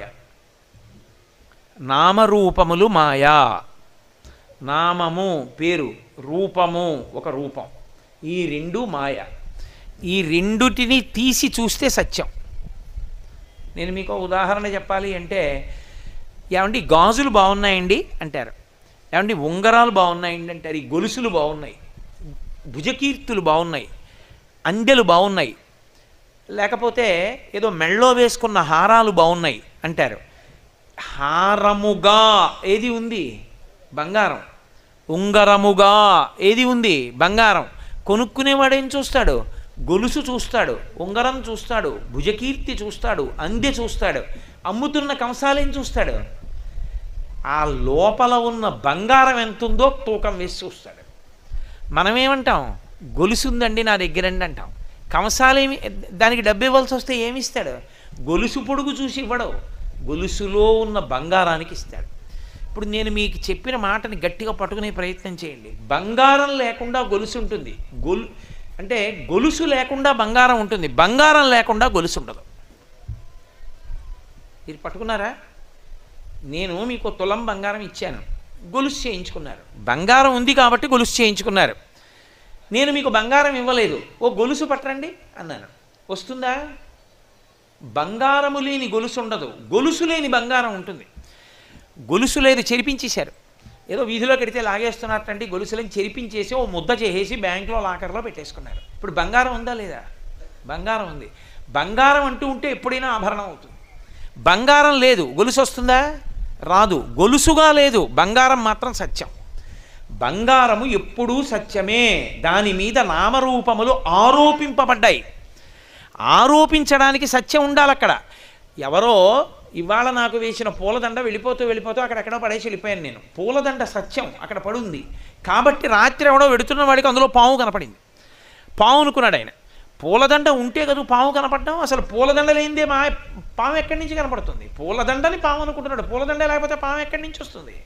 సత్యము లేని మాయ ఉండదు, మాయ లేకుండా సత్యం ఉంటుంది. నామము రూపము మాయ. గొలుసు అబద్ధం, ఇవాళ ఉండొచ్చు, రేపు కరిగించేస్తే బంగారం. బంగారం ఎక్కడికి పోదు, అలాగే ఉంది సత్యం. దొంగెత్తుకుపోయినా బంగారం ఉంది. గొలుసు ఇవాళ ఉంది, రేపు ఉండకపోవచ్చు, కరిగించేయచ్చు, ఉంగరం చేయించేసుకోవచ్చు. కాబట్టి నామరూపములు మాయ, బంగారము సత్యం, పరమేశ్వరుడు సత్యం, ఈ నామరూపాలన్నీ మాయ. అందుకే శంకరాచార్యులు వారు దక్షిణామూర్తి స్తోత్రం ఇచ్చి పట్టుకోలేరేమోనని ఆఖరి శ్లోకం సగుణోపాసనం చేశారు. భూరంభాంచ నలో నిలోంబరమహార్నాథో హిమాంసు పుమాన్ ఇత్యాభాతి చరాచరాత్మకమిదం యస్యైవ మూర్త్యష్టకం అంటూ. అయితే ఏమంటే మరి ఇవన్నీ కనపడుతున్నాయి కదా అంటే శంకరాచార్యులు వారు దీన్ని మొట్టమొదటి శ్లోకంలోనే ఈ మాయా సిద్ధాంతాన్ని అత్యద్భుతంగా తీసుకొచ్చారు. విశ్వందర్పణ దృశ్యమాన నగరీతుల్యం నిజాంతర్గతం పశ్యన్ ఆత్మని మాయయా బహిరివోద్భూతం యథా నిద్రయా యస్ సాక్షాత్కురుతే ప్రబోధ సమయే స్వాత్మానమేవాద్వయం. అయితే నేను ఇవాళ లఘువుగా మాట్లాడతానంతే దాని గురించి. శ్లోకాలన్నీ వ్యాఖ్యానం చేయడానికి సమయం ఎక్కడిది? శంకర భగవత్పాదులు అన్నారు, ఏమండి ఇదిగో మాయ అంటారు ఏమిటండి? బల్ల కనపడుతోంది, మైకులు కనపడుతున్నాయి, నేను కనపడుతున్నాను, వాళ్ళు కనపడుతున్నారు, స్తంభాలు కనపడుతున్నాయి, పరదాలు కనపడుతున్నాయి, మాయ అంటారు ఏమిటి? ఉంది కదా విశ్వం అంటావా? విశ్వం బయట లేదు, నీలోనే ఉన్నది, బయట లేదు అన్నారు శంకరాచార్యులు గారు. అనగానే మనం ఏమంటాం? అబ్బెబ్బే చాలా అమాయకంగా మాట్లాడుతున్నారండి, ఎంత జగద్గురువులైనా. బయట లేకపోవడం ఏంటంటే ముట్టుకుంటే తెలియట్లా, బయట ఉంది విశ్వం, నాలో ఉండడం ఏమిటి అంటే శంకరాచార్యులు వారు అన్నారు, సరే నీలోనే ఉంది, నీలో లేదు బయట ఉందని ఎలా చెప్తున్నావు? అనుభవంతో కాదు, నేను ముట్టుకుంటున్నాను కదండి, నేను చూస్తున్నాను కదండి అని కదా అంటున్నావు, కాబట్టి బయట ఉందని కదా అంటున్నావు. అలా అయితే నేను ఓ మాట చెప్తా విను అని శంకరులు అన్నారు. పశ్యన్ ఆత్మనివాజయా బహిరివోద్భూతం యథా నిద్రయా యస్ సాక్షాత్కురుతే ప్రబోధ సమయే స్వాత్మానమేవాద్వయం. రాత్రి నేను నిద్రపోతున్నప్పుడు కాశీపట్టణం వెళ్ళినట్టు, గంగానదిలో స్నానం చేసినట్టు, ఆ గంగ ఒడ్డును నిలబడ్డట్టు, చంద్రశేఖరేంద్ర సరస్వతి స్వామివారు భారతీ తీర్థస్వామివారు వచ్చి స్నానం చేస్తున్నట్టు, వాళ్ళు సత్యదండాలు ముంచుతున్నట్టు, నేను వాళ్ళని చూసి మురిసిపోతున్నట్టు, నేను వాళ్లతో పాటుగా శివాలయంలోకి వెళ్ళినట్టు, రుద్రం జరుగుతుంటే అభిషేకం చేస్తున్నట్లు నాకు కల్లో కనపడుతుంటే ఆనందంతో పొంగిపోతున్నాను. ఇంతలో ఏదో చప్పుడు అయింది, తెలివి వచ్చింది. ఏది కాశీ, ఏది స్వాములేరి, శివలింగం ఏది? పోయింది. ఇప్పుడు బయటికి వచ్చేటప్పటికే ఉంది, నేను నా మనసం నా గది ఉన్నాయి. మరి కలలో నీకు కనపడింది కూడా అనుభవాన్ని ఇచ్చిందా లేదా? సంతోషపడ్డావా లేదా కాశీలో ఉన్నానని? మరి అనుభవాన్ని ఇచ్చింది నిజమైతే నీకు కలలో అనుభవాన్ని ఇచ్చిన కలలో కాశీ ఏది? ఉన్నావా కల్లో? లేదుగా. తెలివి వస్తే పోయిందిగా. తెలివిలో ఉన్నప్పుడు నీకు కనపడుతున్నది నిద్రలో కల్లో ఉందా? లేదుగా. ఎక్కడో నువ్వు ఒక్కడివి వెడుతున్నట్టు, నిన్నెవరో పట్టుకుని తీసుకెళ్ళి గుంజ కట్టేసి కొరడాలతో కొడుతున్నట్టు, ఒళ్ళంతా పగిలిపోతున్నట్టు, భయపడిపోతున్నట్టు అనిపించింది. ఒక్కసారి తెలివి వచ్చేసింది. అమ్మయ్యా, ఎవ్వడూ లేడురా బాబు, నన్ను కొట్టట్లేదు, ఉత్తినే భయపడిపోయాను, మంచినీళ్ళు తాగి గోయిందా గోయిందా గోయిందా అని పడుకున్నాడు. మరి కలలో ఉన్నది మెలకువలో లేదు, మెలకువలో ఉన్నవి కలలో లేవు. ఆ అవస్థలో ఉన్నది అనుభూతినిచ్చింది, ఈ అవస్థలో ఉన్నది అనుభూతినిచ్చింది. అనుభూతి ఇచ్చిందంతా సత్యమైతే మరి కలలో ఉన్నది సత్యమే. మరి అలాంటప్పుడు కలలో ఉన్నది సత్యం కాకపోతే ఇది సత్యం కాదు. ఏం చెప్తారు శంకరాచార్యుల వారికి? ఆ తర్వాత శ్లోక వ్యాఖ్యానం వేరనుకోండి, దాన్ని వింటే అమ్మ బాబో అసలు ఎవరు చెప్పగలరా ఇలా అనిపిస్తుంది. నిజం, జగత్ ఇక్కడ ఉంటుంది, బయట ఉండదు. మా ఇంట్లో అకస్మాత్తుగా ఇప్పుడు మా ఆవిడ ఫోన్ చేసి, ఏమండి ఏమండి చాలా ఉపద్రవం వచ్చేసింది, చాలా పెద్ద ఒక ఆయన వచ్చారండి, ఆయన మహానుభావుడు పాపం, ఒక్కసారి రమణాశ్రమ లేఖలు పుస్తకం కావాలంటున్నారు, ఎక్కడ పెట్టారండి ఆ పుస్తకం అని అడిగింది అనుకోండి. రమణాశ్రమ లేఖలా చూడు, నా షెల్ఫ్లో కుడి చేతి వైపు కింది ఎర్రలో పుస్తకాల్లోనూ 4వ పుస్తకంలో RL అని పెన్తో రాసి ఉంటుంది చూడు, కనపడేటట్టు రమణాశ్రమ లేఖలు అని లావుగా ఉంటుంది పుస్తకం. ఈ ఎడం చేతి కుడి చేతి పక్క కింద అరలో ఉంటాయి చూడు, RL కనపడింది అంటుంది. అది ఆ పుస్తకం అదే రమణాశ్రమ లేఖలు. అవునా? అవునండి అదే. రమణాశ్రమ లేఖల పుస్తకం మా ఇంటి గూట్లో ఉందా, నాలో ఉందా? నాలో ఉంది. అద్దంలో నగరం ఉన్నట్టు జగత్తు నీలో ఉంది. జగత్తు నీలో ఎంత ఉంటే అంత మాయ. అది ఆ మాయకి నామరూపాలకి కట్టుబడిపోయినంత కాలం పునర్జన్మ. సత్యమైన బంగారము తెలిసినట్టు నామరూపాలు తీసేస్తే ఉన్నదంతా బ్రహ్మమే. బ్రహ్మసత్యం జగన్మిథ్య. ఇది శంకర భగవత్పాదుల సిద్ధాంతానికి అంతటికీ కూడా ప్రాణప్రదమైనటువంటి సిద్ధాంతం. కాబట్టి అది అవగతమైతే వాడికి కైవల్యం. ఇక వాడికి అంతటా కనపడుతున్నది సత్యమే కాబట్టి బ్రహ్మం ఒక్కదాన్నే చూస్తున్నాడు, ఉన్నది అదొక్కటే. ఈ శరీరాన్ని కేవలంగా అద్దె ఇంట్లో ఉన్నట్టుగా ఉంటాడు, అది పడిపోతుంటే వదిలేస్తాడు. ఆయనని జీవన్ముక్తుడు అంటారు. అటువంటి స్థితిని కల్పించగలను. మాయని చంపేశాడు అనుకోండి, అందరూ జ్ఞానులైపోతారు, ఎవరు సాధన చేయక్కర్లా. సాధన చేత భక్తి చేత భగవన్మార్గంలో ఎవరు నడుస్తారో వాళ్ళని మాయ పట్టుకోకుండా పరమేశ్వరుడు తొక్కిపెట్టి ఉంచుతాడు. వాడు ఆయన చేత తొక్కబడి ఆయన వంక చూసి నవ్వుతుంటాడు, చిన్ముద్రకి అందుతాడు. ఎవరు ఈశ్వరుణ్ణి ఆరాధించాడో, ఎవరు ఆయన పాదాలు పట్టుకున్నాడో వాడికి ఆ జ్ఞానం ఇస్తాడు. ఇచ్చినప్పుడు చిన్ముద్ర అర్థం అవుతుంది. చిన్ముద్ర అర్థమైందంటే ఒకటే, 3 మీద తిరుగుతుంటుంది. అందుకే త్రిపుర సుందరి త్రిపుర సుందరి అంటారు అమ్మవారిని. త్రిపురాంతకుడు త్రిపురాంతకుడు అంటారు పరమశివుణ్ణి. త్రిపుర సుందరి అంటే 3 తిప్పుతుంది, భూత భవిష్యత్ వర్తమాన కాలములు. చిన్నతనంలో నేను చదువుకునే రోజుల్లోనండి అని మురిసిపోతాడు. ఇప్పుడు జరుగుతున్న కాలాన్ని చూసుకు మురిసిపోతాడు. బహుశా ఓ 3 ఏళ్ళు పోయేటప్పటికి నా కొడుక్కి కూడా పిల్లలు పుడతారు. అప్పుడు ఆ మనవలు ఈ మనవలు కలిసి నేను ఉపన్యాసం చెప్తుంటే వాడు అక్కడి నుంచి తాత అని అరుస్తాడు, నేను ఇలా అనాలి అని మురిసిపోతూ ఉంటాడు. భవిష్యత్తు గురించి తలుచుకు మురిసిపోతాడు. 3 కాలములలో తిరుగుతూ ఉంటాడు. స్థూల సూక్ష్మ కారణ శరీరములలో తిరుగుతూ ఉంటాడు. జాగ్రత్త స్వప్న సుషుప్తి అన్న 3 అవస్థల్లో తిరుగుతాడు.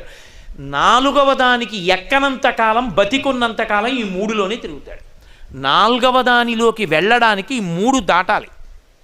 దాటలేదనుకోండి 3లోనే ఉంటాడు. జాగ్రత్త ఇంద్రియములు పనిచేస్తాయి, స్వప్న ఇంద్రియములు ఆగిపోయి మనసు పనిచేస్తుంది, సుషుప్తి మనసు కూడా ఆత్మలోకి వెళ్ళిపోతుంది. మళ్ళీ మనసు పైకి వస్తుంది, ఇంద్రియాలు వస్తాయి, మళ్ళీ జాగ్రత్త, జాగ్రత్త స్వప్న సుషుప్తి భూత భవిష్యత్ వర్తమాన కాలములు అంటే ఇలా ఈ మూడు మూడు మూడు తిరుగుతుంటే త్రిపుర సుందరి మాయ ఎందు తిరుగుతున్నాడని గుర్తు. నాలుగవది ఉంటుంది తురీయము. అప్పుడు తాను నిద్రపోడు. రమణ మహర్షిని అడిగారు ఎవరో, రాత్రి బాగా నిద్ర పట్టిందా మీకు అని అడిగారు. ఓ ఈ శరీరం బాగా నిద్రపోయిందన్నారు. మరి మీరు, నాకు నిద్ర లేదన్నారు ఆయన. ఆత్మకి నిద్ర లేదు, అది ఎప్పుడూ జాగ్రత్త. తాను ఆత్మగా నిలబడగలిగిన ప్రజ్ఞ వస్తుంది.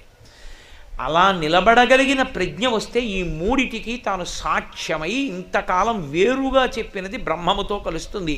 ఇప్పుడు ఈ జీవుడు జీవుడు అన్నవాడు జీవుడు కాడు, బ్రహ్మమే. జీవ బ్రహ్మైక్య సిద్ధిని పొందుతాడు. అది నేను ఇవ్వగలను. రోజు నా దగ్గరికి వచ్చి కూర్చుని ఎవరు దక్షిణామూర్తి స్తోత్రం చదువుతున్నారో వాడికి ఎప్పుడో అప్పుడు ఇచ్చేస్తా, అథవా వాడి ప్రాణం పోయే సమయంలో ఆఖరి ఊపిరిలోనైనా ఇచ్చేస్తాను, ఇచ్చేసి కలిపేసుకుంటాను. అది చిన్ముద్ర. ఈ చిన్ముద్ర అర్థమైందా? నాలుగవది దూరం చేసేది వంగిపోయి బ్రహ్మంతో కలిసిపోతుంది. అప్పుడు ఈ మూడిటికి తాను సాక్షి, ఈ మూడిటితో తాను మమేకమవడు. మాయని దాటాడు. ఆ మాయ ఇప్పుడు ఆయన మీద అన్వయం అవ్వదు. ఎందుకంటే ఆ మాయని శివుడు కాలు కింద పెట్టి తొక్కి పట్టు ఉంచాడు. చంపేయకూడదు. ఎందుకని? అజ్ఞానంలో ఉండి భగవంతుణ్ణి విడిచిపెట్టి మాకు భోగాలు కావాలని తిరుగుతారు కొంతమంది. మాకు జాగ్రత్త స్వప్న సుషుప్తి తిరగడం బాగుంది, భూత భవిష్యత్ వర్తమాన కాలాలు బాగున్నాయి, స్థూల సూక్ష్మ కారణ శరీరాలు బాగున్నాయి అని తిరిగే వాళ్ళు ఉంటారు. ఆ తిరిగే వాళ్ళని తిరగనివ్వాలి. అందుకని మాయ వాళ్ళ కోసం అందుకే చంపడు, తొక్కి పట్టు ఉంచుతాడంతే. ఆయన నవ్వుతూ ఉంటాడు, నేను ఎవరి మీద పడాలో వాళ్ళ మీద పడతాను, చాలామంది ఉన్నారు నాకు, ఒక్కడిని నువ్వు అనుగ్రహించు అని. అందుకే తొక్కి పడితే వాడు తలెత్తి నవ్వుతూ ఉంటాడు. మీరు చూడండి, అందుకే అపస్మారుడు అంటారు. మాయా దాన్ని తొక్కి పడతాడు. ఇంకొక అర్థం ఏమిటో తెలుసా? మనసు బుద్ధి దేన్నైనా పట్టుకుంటాయి. మనసు బుద్ధి దేని చేత ప్రకాశిస్తున్నాయో ఏది ప్రకాశింపచేస్తోందో ఆ ఆత్మని పట్టుకోలేవు. నేను మీకు ఒక ఉదాహరణ చెప్పాలంటే బాగా అర్థమైపోవడానికి, పట్టుకోవడము అన్న మాటలో మూడు ఉంటాయి. ఇప్పుడు ఓ పాలగిన్నె, పటకార, నా చెయ్యి ఉంటే కదా పట్టుకోవడం. ఆ పాలగిన్నెని పట్టుకోవాలి పటకారతోటి. ఇప్పుడు నేను పటకారతో పాలగిన్నె పట్టుకున్నాను. ఎప్పుడైనా పటకార అన్న మాటకు అర్థం ఏంటంటే నా చేత పట్టబడునది అని అర్థం తప్ప నన్ను పట్టుకున్నది అని మాత్రం అర్థం కాదు. పటకార నన్ను ఎప్పుడూ పట్టుకోలేదు, నేను పటకారని ఎప్పుడూ పట్టుకుంటాను.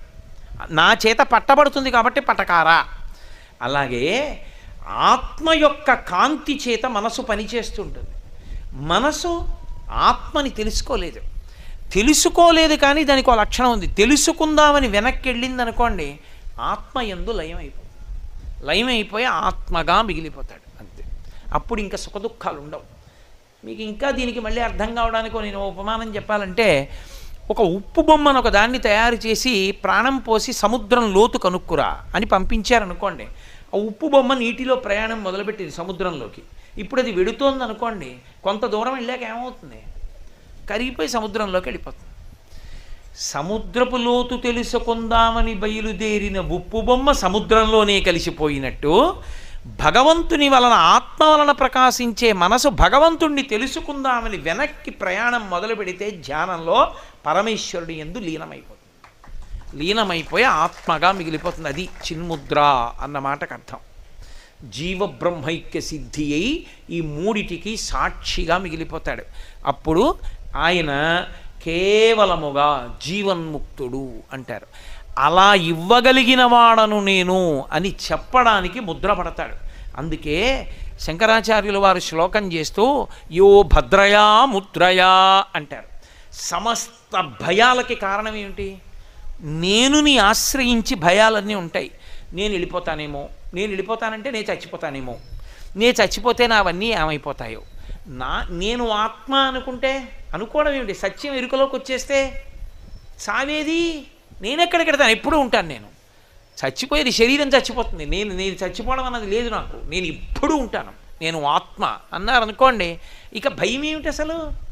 ఇక భయానికి ఆస్కారం లేనప్పుడు అభయముద్ర ఎందుకు? ఇంకా వాడికి భయం ఉంటే కదా అభయముద్ర పట్టడం, వాడికి కోరికుంటే కదా వరముద్ర పట్టడం. అసలు అంతా తానైపోయిన వాడికి ఇంకా కొత్తగా తనకేం కావాలి? తనకి కావలసిందేం లేదు. ఇక అన్నీ తనవే. పరమతృప్తితో ఉంటాడు. అందుకే అభయముద్రలు, వరముద్రలు ఇవన్నీ కూడా ఎందులోకి వెళ్ళిపోతాయంటే చిన్ముద్రలోకి వెళ్ళిపోతాయి. అందుకే ముద్రలన్నిటిలోకి పెద్ద ముద్ర ఏదంటే చిన్ముద్ర. ఆ చిన్ముద్ర పట్టిన వాడిని పట్టుకున్నవాడు తరించిపోతాడు.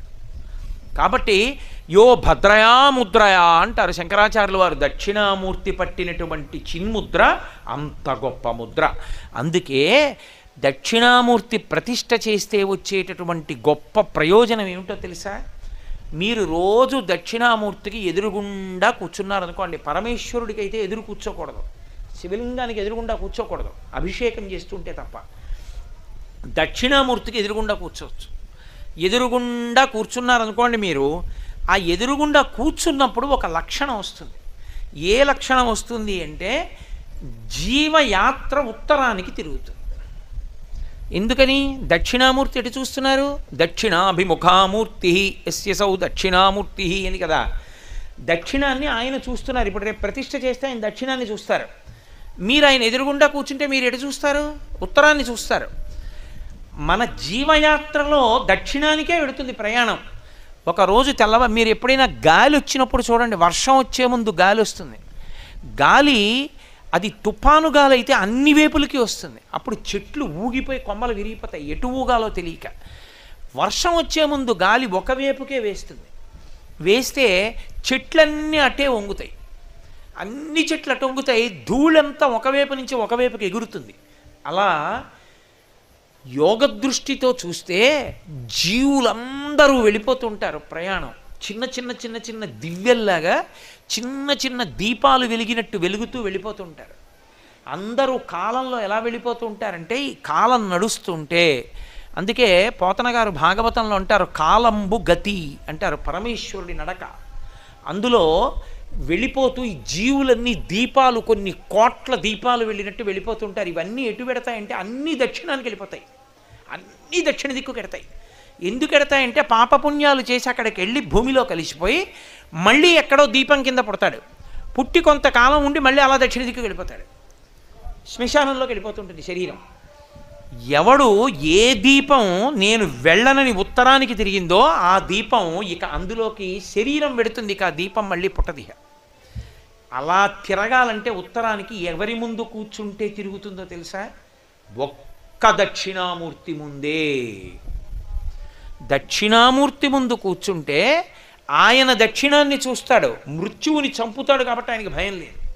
మనం ఉత్తరం తిరిగి మృత్యుంజయుడిని చూస్తున్నాం, చూపు మృత్యుంజయుడి మీద ఉంది కాబట్టి ఉత్తరానికి తిరిగితే పవిత్రం అని గుర్తు. ఉత్తర దిక్కు ఉత్తమ దిక్కు. కారణం ఏమంటే పరమశివుడు ఉంటాడు కైలాస పర్వతం మీద, కుబేరుడు ఉంటాడు. అందుకే కదా మంగళానికి బీరువాలన్నీ ఉత్తర దిక్కుకి తిప్పి పెట్టుకుంటూ ఉంటారు. కాబట్టి ఆ ఉత్తరం వైపుకి తిరిగింది పవిత్రం. కాశీగంగా కాశీగంగా అంటుంటారు. భారతదేశంలో గంగ ఎన్ని చోట్ల లేదండి? హరిద్వార్లో గంగే, కాశీలో గంగే, ఎన్నో చోట్ల గంగ ఉంది. అన్ని చోట్ల గంగ కన్నా కాశీ గంగండి కాశీ గంగండి అంటారు. కాశీ గంగ అని ఎందుకు వచ్చింది? ఒక్కటే కారణం, పైన పుట్టినటువంటి గంగ దక్షిణం వైపుకి ప్రవాహం మొదలుపెట్టింది. ఒక్క కాశీపట్టణం దగ్గరికి వచ్చేటప్పటికి తన ప్రవాహాన్ని ఉత్తరానికి తిరిగింది. ఉత్తరానికి ఎక్కడ తిరిగిందో ఆ కాశీ పుణ్యక్షేత్రం, ఆ గంగా స్నానం పవిత్రం. ఎందుకో తెలుసా?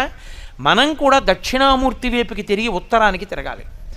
మనం కూడా ఉత్తరానికి తిరిగాము అంటే గుర్తు ఏమిటంటే దక్షిణామూర్తి ముందు కూర్చుంటే, దక్షిణామూర్తి స్తోత్రం చదవడం అలవాటు చేసుకుంటే క్రమంగా ఆయన ఏం చేస్తాడంటే తన చిన్ముద్రలోకి లాగేసుకుంటాడు. అది ఎప్పుడు అనుగ్రహిస్తాడు? ఎవ్వరికీ తెలియదు. శరీరం పడిపోయే ముందు అనుగ్రహించేయచ్చు. అనుగ్రహించి ఇక ఆ దీపం ఇలా వెళ్ళిపోతున్నది దక్షిణానికి, అకస్మాత్తుగా ఉత్తరానికి తిరిగి వెళ్ళిపోతుంది. అన్ని దీపాలు ఇటెడితే ఆ ఒక్క దీపమే ఉత్తరానికి ఎడుతుంది. వెళ్ళి ఎక్కడికి వెళ్ళిపోతుంది? అది అన్నీ చివరికి వెళ్ళిపోతాయి శ్మశానానికి. ఇది ఆ చివరికి వెళ్ళిపోయి మృత్యుంజయ స్థానమునందు పరమశివుని యందు ఐక్యమైపోతుంది. ఐక్యమైపోయింది కాబట్టి ఇక పుట్టదు. శరీరం వెళ్ళిపోతుంది శ్మశానానికి, జీవుడు పుట్టడం బ్రహ్మముతో కలిసిపోతాడు. అలా చెయ్యగలిగింది ఎప్పుడంటే ఆయన దక్షిణాన్నే తప్ప ఇంకొక దిక్కు చూడట. అసలు దక్షిణామూర్తి ఉన్నారనుకోండి, ఆ దిక్కు ఏమిటండి అని మీరు అడగకూడదు ఇంకా. అందుకే శివాలయంలో గోడలో దక్షిణామూర్తి ఉన్నాడు అంటే అది దక్షిణము. దిక్కులు తెలియకపోతే దిగ్భ్రాంతి అంటారు. దిగ్భ్రాంతి ఎక్కడ వస్తుందో తెలుసా? ఇంకో ఊరు ఎడితే వస్తుంది. నేను ఇంకో ఊరు ఎక్కడికన్నా వెళ్ళాను అనుకోండి, ఏ తెల్లవారకట్టో రైలు దిగితే నేను మొదట అడిగే ప్రశ్న ఏమిటంటే ఆ ఊరు వాళ్ళని బాబు తూర్పు పెట్టని అడుగుతాను నేను వెళ్ళిన ప్రదేశానికి. ఎందుకంటే తెల్లవారుజామున సంధ్యావందనం చేసుకోవడానికి దక్షిణానికి కూర్చుంటే అలా తప్పు, తూర్పు పెట్టో తెలుసుకోవాలి. అందుకని మర్నాడు తెల్లవారే వరకు చూస్తే అందుకని తూర్పు పెట్టండి అని అడుగుతుంటాను ఒకసారి. దిగ్భ్రాంతి. అదేంటంటే రామాయణం చెప్పడానికి వచ్చారు, మూకపంచరి చెప్పడానికి వచ్చారు, మీకు పెద్ద విడిదిచ్చాను, తూర్పే తెలియదా అంటే నన్ను తెలియదంటే దిగ్భ్రాంతి, తెలియదు. శివాలయంలో దిగ్భ్రాంతి ఉండదు. ఎందుకు ఉండదో తెలుసా? 2 కారణాల వల్ల ఉండదు. ఒకటి, మీరు శివాలయంలోకి వెళ్ళినప్పుడు శివాలయంలో పానవట్టం ఎటుందో అది ఉత్తరం. శివుడి ముఖం ఎటు చూడనివ్వండి, పానవట్టం మాత్రం ఉత్తరానికే ఉంటుంది. దక్షిణామూర్తి గోడలో ఎటున్నారో అది దక్షిణం. మీకు ఉత్తరం దక్షిణం తెలిసిపోతే తూర్పు పడవరా తెలియవండి, తెలిసిపోతాయి. ఇంకా దిగ్భ్రాంతిని ఒక దిక్కు తెలిస్తే చాలు 3 తెలుస్తాయి. కాబట్టి దిగ్భ్రాంతి పోతుంది, భ్రాంతి పోతుంది, మాయ పోతుంది. అందుకే నిధయే సర్వ విద్యానాం. ఏమండి ఇంతేనా, ఇంకేమి ఇవ్వడా అనుకోకండి. ఆయన నిధయే సర్వ విద్యానాం, సమస్త విద్యలు ఆయన యందే ఉంటాయి. నాట్యం కావాలా ఆయనే, వీణ కావాలా ఆయనే. అందుకే శ్రీశైలం ప్రారంభంలోనే వీణ వాయిస్తూ ఉంటారు. సంగీతం కావాలంటే ఆయనే, నృత్యం కావాలంటే ఆయనే, అపారమైన పండితుడు కావాలంటే ఆయనే, గొప్ప యోగి కావాలంటే ఆయనే. అసలు మీకు ఇంకా నేను గమ్మత్తు చెప్పాలంటే, పెళ్ళి కాక ముందు కానీ పెళ్ళైన తరువాత కానీ ఎవరైనా ఆడదానికి రోజు దక్షిణామూర్తిని సేవించే లక్షణం ఉంటే ఆవిడ కడుపున జగద్గురువులు పుట్టినా ఆశ్చర్యం లేదు.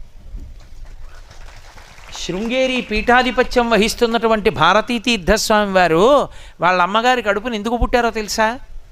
ఒకసారి నేను శృంగేరి వెళ్ళినప్పుడు హరిప్రసాద్ గారు నన్ను భారతీ తీర్థస్వామి వారి అమ్మగారి దగ్గరికి తీసుకెళ్ళారు. ఆ మహాతల్లి ఎంత ప్రేమైకమూర్తో నిజంగా. ఆవిడ జగద్గురువులకు తల్లి. ఆవిడ నా క్యాసెట్లు వింటుంటారట. అంతకన్నా నా జన్మకి ఇంకేం కావాలి సౌభాగ్యం. ఆవిడ నాతో మాట్లాడుతుంటే నేనన్నా, అమ్మ ఒక్క మాట చెప్పండి చాలు, జగద్గురువులు మీ కడుపున పుట్టారంటే ఏదో ఉంది పుణ్యం. మీకు తెలిసి ఏం చేశారమ్మా? ఇది కారణం బహుశः. ఏమంటే శృంగేరికి పీఠాధిపత్యంలో కూర్చోవడం అంటే మాటలండి, అది సార్వభౌమ పీఠం.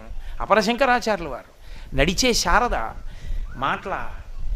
ఎలా, ఏ కారణానికి మీ కడుపున ఆయన పుట్టారని మీరు అనుకుంటున్నారమ్మా అన్నాను. అబ్బా నాన్న నాకేం తెలుసు నాన్న, నేనేం చేశాను నాన్న, అది ఇది అన్నారు. కాదమ్మా, మీకు తెలియకుండా ఉండదు, ఏదో ఉంది పుణ్యం. ఏ పుణ్యానికి మీకు అటువంటి కొడుకు పుట్టాడో దయచేసి నాకు చెప్పండి తల్లి అని అడిగాను. అడిగితే ఆవిడ నిజం చెప్పారు. నిజం చెప్పారంటే ఆవిడ అబద్ధం చెప్తారని నా ఉద్దేశ్యం కాదు, నాకు అవగతం చేశారు అని. ఆవిడ చెప్పారు, నాయనా నాకు తెలిసో తెలియకో నా చిన్నతనంలో మా నాన్నగారు కోటప్పకొండ ఎక్కేవారు రోజు దక్షిణామూర్తి దర్శనానికి. మా నాన్నగారితో పాటు పరిగెత్తుకుంటూ కోటప్పకొండ ఎక్కి దక్షిణామూర్తికి నమస్కారం పెట్టి వచ్చేదాన్ని. రోజు కోటప్పకొండెక్కి దక్షిణామూర్తికి నమస్కారం పెట్టిన పుణ్యానికి నా కడుపున భారతీ తీర్థస్వామి వారు పుట్టారు నాయనా అని చెప్పారు ఆవిడ. అసలు భారతీ తీర్థస్వామి వారు పుట్టిన జనన కారణం పుస్తకాలలో ఉన్నదానికన్నా నేను నమ్మే యథార్థ కారణం అదే. అందుకు పుట్టారాయన, అందుకొచ్చింది ఆ తేజస్సు ఆవిడ కడుపులోకి. కాబట్టి దక్షిణామూర్తి దర్శనం అంటే అంత గొప్పది. ఆయన దర్శనం చేస్తే సరస్వతీ కటాక్షం దగ్గర నుంచి లేనిదన్నది ఉండదు, ఏదైనా ఇచ్చేస్తాడు ఆయన. అంతటి పరబ్రహ్మం మీకేమి ఇవ్వలేదండి. ఇంకా ఏ లౌకికమైన కోర్కెల దగ్గర నుంచి మోక్షం వరకు ఇవ్వగలడు. కరతలామలకము, చేతిలో ఉసిరికై. అందుకే మహానుభావుడు నిధయే సర్వ విద్యానాం భిషజే భవరోగిణాం. ఆయన వైద్యుడు. ఎవరికి? మళ్ళీ పుట్టి మళ్ళీ చచ్చి మళ్ళీ పుట్టి మళ్ళీ చచ్చేటటువంటి జనన మరణ చక్రముతో కూడుకున్నటువంటి సంసారం అనేటటువంటి రోగానికి వైద్యుడు ఆయనే. భిషజే భవరోగిణాం. ఆయనే నిధయే సర్వ విద్యానాం భిషజే భవరోగిణాం. ఆయన ఈ సమస్త లోకములకు కూడా గురువు ఆయనే. సదాశివ సమారంభాం అన్నప్పుడు గురుస్థానం ఎక్కడ ప్రారంభమవుతుంది అంటే దక్షిణామూర్తి దగ్గరే ప్రారంభమవుతుంది. నేను ఇలా కూర్చుంటే వీళ్ళు నా దగ్గరికి రావట్లేదని ఆయనే చెట్టు కింద నుంచి లేచాడు. ఒకప్పుడు లేచి ముక్త్వా మౌనం వట విటపినో మూలతో నిష్పతంతి శంభోర్మూర్తిశ్చరతి భువనే శంకరాచార్య రూప. కలియుగం వచ్చిందిరా, వీళ్ళు నా దగ్గరికి వచ్చి కూర్చోండ్రా అంటే కూర్చోట్లేదు, వీళ్ళను ఉద్ధరించడానికి నేనే బయలుదేరుతానన్నాడు కారుణ్యమూర్తి అయి. ఆ వటవృక్షాన్ని వదిలిపెట్టి బయలుదేరి తిరిగిన మూర్తి ఎవరో తెలుసా? ఆయనే శంకరాచార్యులు వారు. వటవృక్షం కింద కూర్చుంటే దక్షిణామూర్తి, ఈ భూమి మీద తిరుగాడితే శంకర భగవత్పాదులు. అందుకే నమ కపర్దినీ చ వ్యుప్త కేశాయ చ, పెద్ద జటాజూటంతో ఉంటే దక్షిణామూర్తి, బోడిగుండుతో ఉంటే శంకరాచార్య వారు. అందుకే వ్యుప్తకేశాయ చ అంటే బోడిగుండు, బోడిగుండుతో ఉన్నది శంకర భగవత్పాదులు, పెద్ద జటాజూటంతో ఉన్నవాడు పరమశివుడు, ఇద్దరూ ఒకటే. అందుకే రుద్రం అలా మాట్లాడుతుంది. కాబట్టి అటువంటి మహానుభావుడైనటువంటి దక్షిణామూర్తి ఏదైనా ఇవ్వగలరు. దక్షిణామూర్తి దేవాలయంలోకి, ధ్యాన మంటపంలోకి, దక్షిణామూర్తి దేవాలయం కన్నా దక్షిణామూర్తి ధ్యాన మంటపం గొప్పది. అందుకే మనం ధ్యాన మంటపంగా ప్రతిష్ఠ చేస్తున్నాం.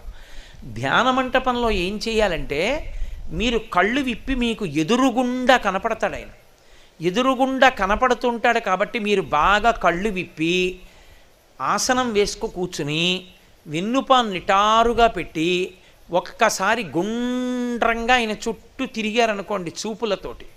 మొట్టమొదట మీరు ప్రారంభం చేసినప్పుడు కుడి పాదం కింద పెట్టి ఎడమ పాదం పైకెత్తి కుడి మోకాలు మీద ఆయన వేసుకుంటే, కుడి పాదం స్పష్టంగా కనపడుతుంటే, కుడి పాదం మీద పెట్టుకున్నటువంటి మంజీరం పాదం మీద కనపడుతుంటే, ఆ పాదం దాటి కొంచెం పైకి వెళ్ళినప్పుడు మోకాలుకి పాదానికి మధ్యలో మళ్ళీ ఒక ఆభరణం ఉండి దానికి ఒక చిరుగంట వేలాడుతుంటే, ఆ కాలి వెనక బలిష్టమైనటువంటి పిక్క కనపడుతుంటే, ఆయన కృష్ణాజినం కట్టుకుంటే మోకాలు కనపడుతుంటే, ఎడమ పాదం అరికాలు కనపడుతూ ఉంటుంది. కుడి పాదానికి అరికాలు కనపడదు, ఎందుకంటే నేల మీద ఉంటుంది.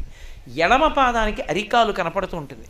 మీరు ఎదురుగుండా కూర్చుని ప్రత్యేగాత్మ అంటారు, మీలోంచి మీరు విడాలి. విడడానికి ప్రయత్నం చేసే ముందు ఒక్కసారి ఆ పాదం వంక బాగా చూసి, ఆ బొటన వేలు, గోరు, పక్కన 4 వేళ్ళు, వాటి గోళ్ళు, ఆ కింద పెట్టినటువంటి కుడికాలు, ఇప్పుడు దాని మీద అడ్డంగా వేసుకున్నటువంటి వీరాసనంలో ఎడంకాలు, ఆ మోకాలు, ఆయన యొక్క కాలంతా కనపడుతూ, పాదం యువతల వైపుకి వస్తే అరికాలు కనపడుతుంది.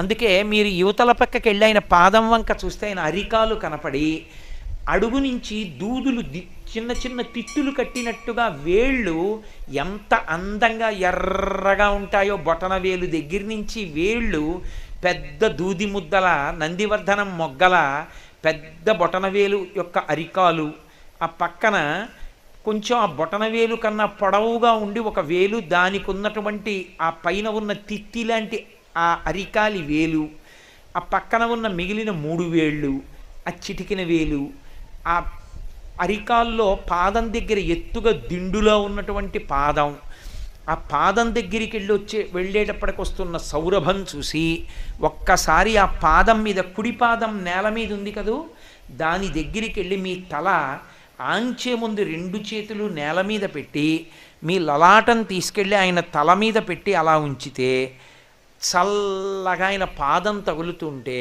ఆ పాదానికి మహర్షులు అలదినటువంటి గంధం మీ నాసాపుటములకు తగులుతుంటే, మీరు ఎదురుగుండా ఇలా తలెత్తి చూస్తే, ఇలా చిన్ముద్ర పట్టినటువంటి కుడి చెయ్యి కనపడితే, స్వామివారి 3 వేళ్ళు, అందులో గీతలు, అరిచెయ్యి, బొటనవేలు, చూపుడు వేలు ఇలా కలిస్తే, ఆయన పెట్టుకున్న ఉంగరాలు, అరిచెయ్యి దగ్గర నుంచి చూసి, ఆ మోకాలు, ఆయన వేసుకున్నటువంటి పాదం కనపడితే, ఆ పైకి ఇలా తలెత్తితే ఆయన పై చేతిలో పట్టుకున్న ఢమరుకం, ఆ ఢమరుకాన్ని చుట్టుకుని పైకి లేచినటువంటి పెద్ద సర్పం, అలా ఇంకొంచెం తల పైకెత్తేటప్పటికీ ఆ శుక్లపక్ష తదియనాటి చంద్రరేఖ కనపడితే, ఆ పైన పెద్ద జటాజూటం, ఎర్రటి జుత్తు, అరుణ జటేశ్వరుడు అలా తిరిగి మళ్ళీ ఇలా తిప్పుతుంటే, కళ్ళు, ముక్కు, చిన్న చిరునవ్వు, కంఠం, 3 గీతలు, విశాలమైన వక్షస్థలం, మెడలో వేసుకున్న స్ఫటికమాల, రుద్రాక్షమాల, పగడాలమాల, బొడ్డు, ఆయన చిన్ని బొజ్జ, తొడలు, పువ్వులు వేసినవి ఒళ్ళో పడినటువంటి పువ్వులు, ఆ తలమించి చూపు ఇటు తిప్పేటప్పటికీ ఎడంచేతి పై చేతిలో పట్టుకున్నటువంటి అగ్ని, ఆ అగ్ని మంట ఇలా పైకొస్తూ ఉంటే వెచ్చగా తగిలితే కొంచెం ఇలా కిందకి దిగేటప్పటికీ ఆ ఎడంచేతిలో పట్టుకున్నటువంటి వేద గ్రంథాలు, ఆ పుస్తకాల వంక పరమశివుడు ఇలా వేళ్ళు మూసి పట్టుకున్నప్పుడు ఆ వేళ్ల సోయగం, ముందుకి కనపడుతున్న ఉంగరం, ఆ వేళ్ల గోళ్ళు, ఆ ఇలా పట్టుకోవడంలో పైకి లేచి కనపడుతున్నటువంటి బొటనవేలు, ఆ బొటనవేలి గోరు చూసి అప్పుడు ఇలా కిందకొస్తే మళ్ళీ కుడిపాదం కనపడితే ఒక్కసారి బాహ్యంలో మీరు మూర్తి వంక అలా బాగా చూసి ఆయన పాదం కింద తొక్కిపి కుడిపాదం కింద ఉన్నటువంటి అపస్మారుణ్ణి చూసి ఇప్పుడు ప్రత్యేగాత్మగా మీరు వేరవుతూ కన్నులు మూసుకుని, ఇప్పుడు నేనేం ఎదురుగుండా దక్షిణామూర్తి విగ్రహం పెట్టుకు చెప్పానా, ప్రత్యేగాత్మగా విడి ఆ ధ్యాన మంటపంలో మీరు కూర్చుని మీకు అవకాశాన్ని ఇస్తుంది ధ్యాన మంటపం. కూర్చుని కళ్ళు మూసుకుని స్వామి పాదం వంక చూసి తలపెట్టి ఇలా పైకెత్తితే ఆ చిన్ముద్ర పట్టినటువంటి వేళ్ళు, పొడుగు వేళ్ళు పైకెత్తేటప్పటికి డమరుకం, దానికి పట్టుకున్న సర్పం, జటాజూటం, ఇలా తిరిగేటప్పటికి అగ్నిహోత్రం, ఇలా కిందకు వచ్చేటప్పటికి కింది చేతిలో పుస్తకాలు, ఇలా వచ్చేటప్పటికి మళ్ళీ పాదం, ఆయన మోకాలు, యువతల వైపు అరికాలు కనపడుతున్నటువంటి పాదం, ఆయన ముఖమండలం, దీన్ని చేతిలో మానసికంగా నీరాజనం పట్టుకుని మీరు ఆ నీరాజనాన్ని తిప్పుతున్నప్పుడు ఆ వెలుతురులో స్పష్టంగా ఆపుతూ మీరు నీరాజనం తిప్పుతూ స్వామిని అంతటినీ చూసి ఒక్కసారి దక్షిణామూర్తి స్తోత్రం చదువుకుని వెళ్ళిపోయారనుకోండి, ఒక 30 రోజులు సాధన చేసేటప్పటికీ మీకు అసలు ఎదురుగుండా దక్షిణామూర్తి అవసరం లేకుండా మీరు ధ్యానం చేసేస్తారు. మీ మనస్సు వెనక్కి వెళ్ళిపోయి దక్షిణామూర్తి యందు నిలబడుతుంది. ఆయన పరమశాంత స్వరూపుడు. మీకు ఏం కావాలో అన్నీ విడుదలైపోతాయి. అది మీకు రోజు ఒకలా చేస్తుంటే పరిగెత్తేస్తోంది మనసు అని అనిపించింది అనుకోండి, మార్చేయాలి ధ్యానంలో. మీరు ఒక బంగారు పళ్ళెం పట్టుకొచ్చి ఆ కుడి పాదం కింద పెట్టాడు కదా స్వామి, ఒక్కసారి నీళ్లు పోసుకుంటాను అంటే ఆయన కుడి పాదం ఇలా పైకెత్తితే మీరు పళ్ళెం కింద పెట్టి దాంట్లో మల్లె పువ్వులు వేస్తే ఆయన పాదం కింద పెడితే మీ భార్య బంగారు చెంబుతో నీళ్లు పోస్తుంటే మీరు ఆయన పాదాన్ని ఇలా కడుగుతున్నారనుకోండి, కడుగుతుంటే ఆయన పాదం అంతా చేత్తో పట్టు కడిగి వెనక్కి చెయ్యి తగలదు కదూ, అందుకని నీళ్లు పోస్తుంటే వెనక్కి పోయివే అని ఆయన పంచె ఎడంచేత్తో ఎత్తి పట్టుకుని వెనక్కి ఇలా కడుగుతున్నారనుకోండి, కడుగుతుంటే వెనక ఎముక మెత్తటి పాదం వెనక భాగం మీ కుడి అరిచేతికి తగులుతుంటే కడిగి ఇప్పుడు 2 చేతులతో కడిగిన తర్వాత ఆ నీళ్లు మంచి వాసన వస్తుంటాయి. ఉద్ధరిణితో ఆ నీళ్లు తీసుకుని ఇలా కుడి చేతిలో పోసుకొని 3 మాటలు పుచ్చుకుని ఆ చెయ్యి కడుక్కొని పళ్ళెం తీసి పక్కన పెట్టి మళ్ళీ కింద పెట్టిన పాదాన్ని పొడి బట్టతో మెత్తటి బట్టతో తుడిచి భార్యని గంధం ఇమ్మని ఆ గంధపాత్ర తీసుకుని ముద్ద ఇలా తీసి చేతిలో ఇలా అని ఆయన పాదానికి చక్కగా గంధం రాశారనుకోండి, అది ఆరిపోయాక ఇలా పారాణి పెట్టి పైన 2 గీతలు పెట్టి మధ్యలో చుక్క పెట్టి కాసిని మల్లెపూలు ఓం నిధనపతయే నమః ఓం నిధనపతాంతికాయ నమః అని మీరు వేస్తుంటే ఆ మల్లెపువ్వు ఆయన పాదం మీద పడి పల్లం వైపుకు దొల్లిపోతోంది అనుకోండి, 1 2 పూలు నిలబడ్డాయి అనుకోండి, ఒక పువ్వు తీసి కళ్ళకద్దుకొని తలలో పెట్టుకుని వంగి ఆయన పాదానికి నమస్కారం చేశారనుకోండి, రోజు ఒకలా చేస్తే పరిగెడుతోందో అనుకున్న మనస్సుని 2వ రోజు మార్చేశారు. 1 నెల తర్వాత ఇంకో ప్రక్రియలోకి వెళ్ళిపోయారు. ఇలా మీరు ఎన్ని రకాలుగానైనా చేయొచ్చు. ఇందులో బాహ్యంలో ఏమీ లేకుండా చాలా తొందరగా దగ్గర కడతారు. ఎందుకో తెలుసా, శివస్వరూపంలో అపారమైన శక్తి విస్ఫోటనం అలా ఇచ్చేయగలిగింది ఏది అంటే దక్షిణామూర్తి ఒకటే. ఒకవేళ మీరు కళ్ళు మూసుకుని విడలేకపోతున్నానండి, అలా నాకు జ్ఞాపకం రావట్లేదు, ఏవేవో గుర్తొచ్చేస్తున్నాయి అన్నారనుకోండి, కళ్ళు తెరిచే మీరు ఆ పాదం పైకెత్తినట్టు, మీరు పళ్ళెం పెట్టినట్టు, మల్లెపూలలో పాదం పెట్టినట్టు, మీ భార్య పోస్తున్నట్లు, మీరు కడుగుతున్నట్లు ఊహ చేస్తూ ఉంటే మీరు మనసుతో చేస్తున్న రచన మానస పూజ అవుతుంది. మానస పూజ ధ్యానంలోకి తీసుకెళ్తుంది. తర్వాత నేను మీకు ఒక యథార్థం చెప్తున్నాను, నన్ను నమ్మండి. మీరు అలా చేయడం మొదలు పెట్టాలి తప్ప, నేను ఇవాళ దక్షిణామూర్తి పాదం మీద చెయ్యి పెట్టి మీకు నిజం చెప్తున్నాను, మీరు కడిగిన నీళ్లు కైలాసంలో పరమశివుడి పాదం తడుపుతాయి. ఒక్కసారి ధ్యానం చాలు జీవితాన్ని గట్టెక్కించేస్తుంది. అంత గొప్పది. ఆ స్తోత్రాన్ని మౌనంగా చక్కగా మీరు లోపల చదువుకోవడం మొదలుపెట్టారనుకోండి, అష్టకం చదవడానికి ఎంతసేపు పడుతుందండి? ఒక్కొక్క శ్లోకం చదవడానికి నిమిషం పట్టినా 8 నిమిషాలు, 5 నిమిషాలు ధ్యానం, 15 నిమిషాలు భగవంతుడి ముందు కూర్చోవడం అలవాటు చేస్తే మీకు నేను ఒక పరమ సత్యం చెప్తున్నా. ఒకసారి ధ్యానం అందులో ఉన్నటువంటి శాంతి రుచి మనసు పట్టేస్తే మీకు తెలియకుండానే మీరు రైల్లో వెడుతూ ఉండండి, మీరు ఎక్కడన్నా కూర్చోండి, మీకు తెలియకుండా మీరు దక్షిణామూర్తిని ధ్యానం చేసేసుకుంటారు. మీకు తెలియకుండా దక్షిణామూర్తి స్తోత్రం చదివేస్తుంటారు. మీకు అంగరక్ష. అది అలా వెనక్కి వెళ్ళిపోతే మీకు ప్రశాంతంగా ఉండడం అలవాటు అయిపోయింది అనుకోండి. ఆఖరికి ఇంజెక్షన్ చేస్తున్నప్పుడు కూడా, నేను ఎందుకు చెప్తున్నానంటే ఇంజెక్షన్ చేస్తున్నప్పుడు అన్న మాట ఎందుకు వాడానంటే, మీకు మనసు ఖేదపడేటటువంటి సమయంలో కూడా అలవాటైపోయి మనసు ఆదేశాన్ని బుచ్చుకుని వెనక్కి వెళ్ళిపోతుంది. వాడు ఇంజెక్షన్ చేస్తాడు, నీకెందుకే, నువ్వు దక్షిణామూర్తిని ధ్యానం చెయ్యి అనగానే విప్ అంటారు, ఆ కొరడా తీగానే వెనక్కి వెడుతుంది. వెళ్ళి చెయ్యి ఆయనకి ఇచ్చేసి దక్షిణామూర్తి పాదం పట్టుకొని ఆయన పాదాన్ని కడుగుతూ ఆ నీళ్లు లోపలికి పుచ్చుకుంటూ ఆ పాదానికి చందనం రాస్తూ మురిసిపోతుంటాడు. ఆయన అయిపోయిందండి దూది పట్టుకోండి అంటాడు. అప్పుడు మళ్ళీ పట్టుకుని ఇలా అంటాడు. నేను ఎందుకు చెప్పానంటే, ఒక సూది పట్టుకుని చేతిలో పొడుస్తున్నప్పుడు కూడా వెళ్ళిపోవడం అలవాటు అయిపోయింది అనుకోండి, ప్రాణోత్క్రమణ సమయంలో బాధ కలుగుతున్నప్పుడు కూడా వెళ్ళిపోవడానికి అది అలవాటు వెళ్ళిపోతుంది. ఏ బాధ ఉండదు. ఎవరో వచ్చి ఎదురుగుండా మాట్లాడుతున్నారు, చిరాగ్గా ఉంది, వినాలని లేదు, ఆయన అదే మాట్లాడుతున్నాడు, వెళ్ళిపోండి అని చెప్పడం కుదరదు. చాలా తేలిక మార్గం ఏమిటో తెలుసా? అంటూ ఉండు, నువ్వు వెళ్ళిపోయి నీలకంఠేశ్వర స్వామి దక్షిణామూర్తి ఆలయంలోకి ప్రవేశించి తదేకంగా దక్షిణామూర్తిని చూసుకుంటూ ఆయన ముఖమండలాన్ని చూస్తూ ఆయన చిరునవ్వు వంక చూస్తూ మురిసిపోతూ ఆనందపడిపోతుంది. ఇంకా మీకు సంతోషం కలిగిందనుకోండి, ఒక రోజున ఆయన జుత్తుకి సాంబ్రాణి పొగ ఇయ్యచ్చు.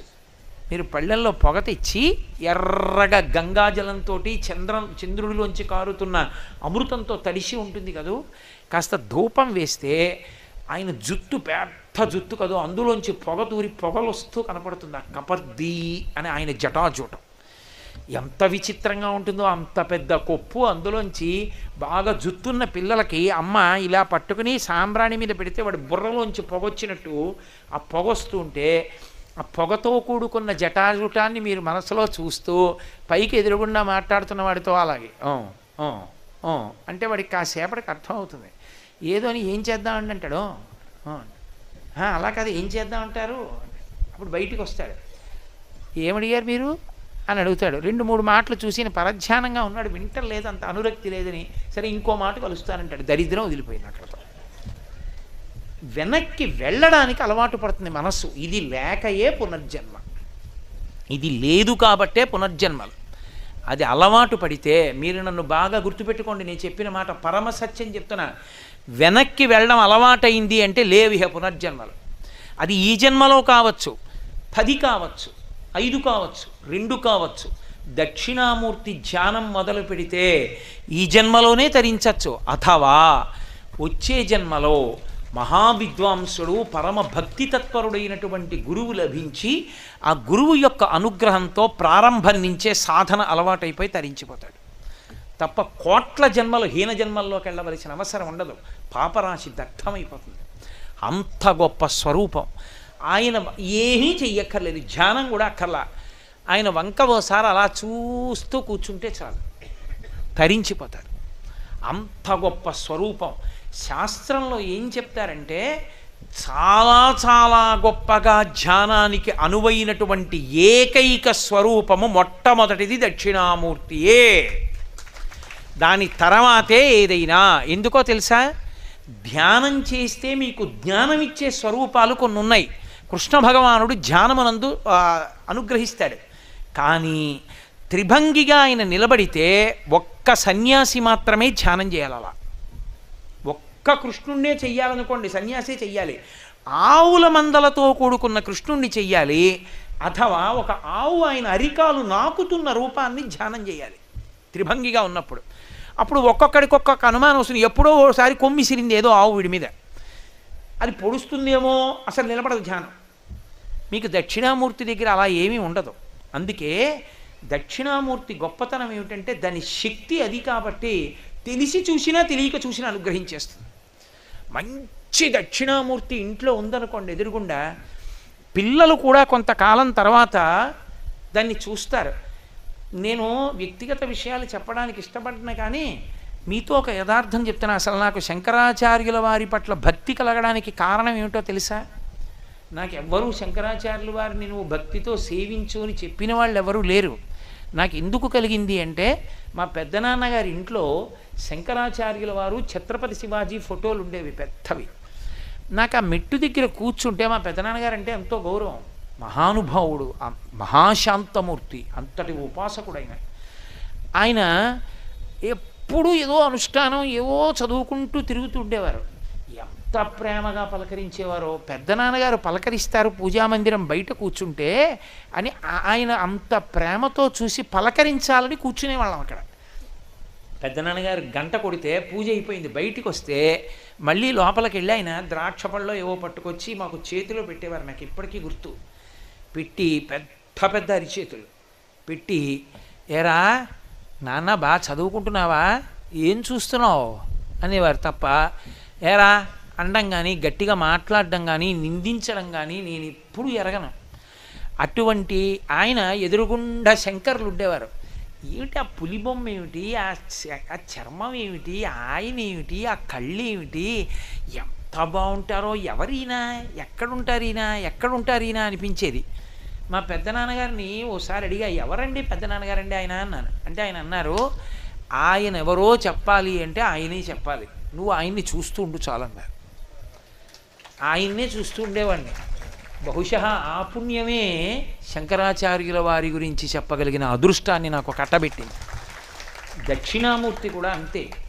మీ పిల్లలు రోజు వెళ్ళి దక్షిణామూర్తి ముందు ఒక్క 2 నిమిషాలు కూర్చుని మాట్లాడకుండా మౌనంగా ఇన్ని చూసి వెళ్ళిపోవడం అలవాటు చేసుకున్నారనుకోండి, జీవితంలో ఒక కీలకమైన మలుపులో ఆయన ఆదుకుంటాడు, ఆదుకుని గట్టెక్కించేస్తాడు. దక్షిణామూర్తే. శైవాగమంలో ఇక అటువంటి మూర్తి లేదు. అంత గొప్ప మూర్తి. స్త్రీలు, పురుషులు, పిల్లలు అందరికీ అనువైన మూర్తి ఒక్క దక్షిణామూర్తియే. అటువంటి మహానుభావుడికి అధివాసాలు జరుగుతున్నాయంటే తేజస్సుని పుంజుకుంటున్నాడు. ఒక పక్క తేజస్సు పుంజుకుంటాడు, రెండవ పక్క దోషాలని వదిలిపెడతాడు. దోషం ఎక్కడిది? ఆయన మీదే కూర్చుని చెక్కుతారు ఉలిపెట్టి. ఆ ఉలిపెట్టి కొట్టిన దెబ్బలు, చెక్కినటువంటి దెబ్బలు, శిల్పి ఎక్కి కూర్చున్నప్పుడు పాదతాడనము, ఆయన్ని తీసుకొచ్చినప్పుడు, ఆయన్ని క్రేన్తో పట్టుకున్నప్పుడు ఈ దోషాలన్నీ పోగొట్టి సంపూర్ణ తేజస్సిద్ధ్యర్థం ప్రాణశక్తి ఆయన యందు నిలబడడానికి అధివాసం చేస్తారు. ఆ మంత్ర శబ్దం యొక్క శక్తి ఆ పదార్థంలోకి వెడుతుంది. ఆ పదార్థమునందు ఆయన అధివసించి ఉంటే అందులోంచి మూర్తి లాక్కుంటాడు. లాక్కుని అమ్మ కడుపులో పిల్లాడు ఏర్పడినట్టు ఏర్పడతాడు. ఇవాళ మహానుభావుడు జలాధివాసం చేశాడు. పొద్దున్న మంత్రపురస్సరంగా నీళ్లు పోశారు, తొట్లో ఉన్నాడు. ఇప్పుడు క్షీరాధివాసం చేయిస్తారు. శైవంలో ఆవు పాలతో శివుడు తడుస్తుండగా చూడడం అంటే మహద్భాగ్యం. జ్ఞానమంతా ఆవు పాలి. అందున దక్షిణామూర్తికి క్షీరాధివాసం జరగడం అంటే పరమాద్భుతం అన్నమాట. అది జన్మాంతరాల్లో తప్ప దొరకదు, అది అవకాశం కలగదలా. ఇది యథార్థానికి ఇవాళ సాయంకాలం అయిపోవాలి అగ్ని ప్రతిష్టాపన తర్వాత. మనకొచ్చినటువంటి వైదిక బృందం పరమ నిష్ణాతులు, మహానుభావుడు. ఆయన ఎన్ని ప్రతిష్టలో చేసిన వ్యక్తి రామంగారు. అన్నిటినీ మించి చాలా భక్తి, చాలా వినయం ఉన్న వ్యక్తి. వారితో నేను ఒక మాట అన్నా, ఏమండి దక్షిణామూర్తి క్షీరాధివాసం అంటే అందరూ చూడలేరు కదా అన్ని వేళలా, ఉపన్యాసం అయిపోయాక చేస్తే పాపం అందరూ వచ్చి చూస్తారండి, చూసి తరిస్తారు, అందుకని ఉపన్యాసం అయిపోయే వరకు దాన్ని అట్టే పెట్టండి, అప్పుడు క్షీరాధివాసం చేయిద్దామన్నాను. కాబట్టి మీ అందరూ కూడా ఈ అవకాశాన్ని సద్వినియోగం చేసుకుని, నేను అందుకే వాచి చూసుకుని ఇవాళ తొందరగా ఉపన్యాసాన్ని పూర్తి చేస్తున్నాను. మనందరం ఇప్పుడు బయలుదేరి అక్కడికి వెడితే చక్కగా ఆ క్షీరాధివాసాన్ని చూద్దురు కానీ, అది చూసి బయలుదేరుదాం. రేపటి రోజున పుష్పాధివాసమా ధాన్యాధివాసమా? ధాన్యాధివాసం పుష్పాధివాసం రేపటి రోజున.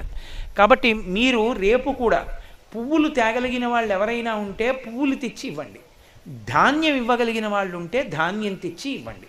అందులో పరమేశ్వరుణ్ణి అధివాసం చేయిస్తారు. కాబట్టి ఇవాళ ఉపన్యాసం అయిపోయాక కూడా చదువుదాం స్తోత్రం అన్నాను. స్తోత్రం అంతా చదివినటువంటి ఫలితానికి ఒక్క శ్లోకాన్ని చదివి పూర్తి చేద్దాం.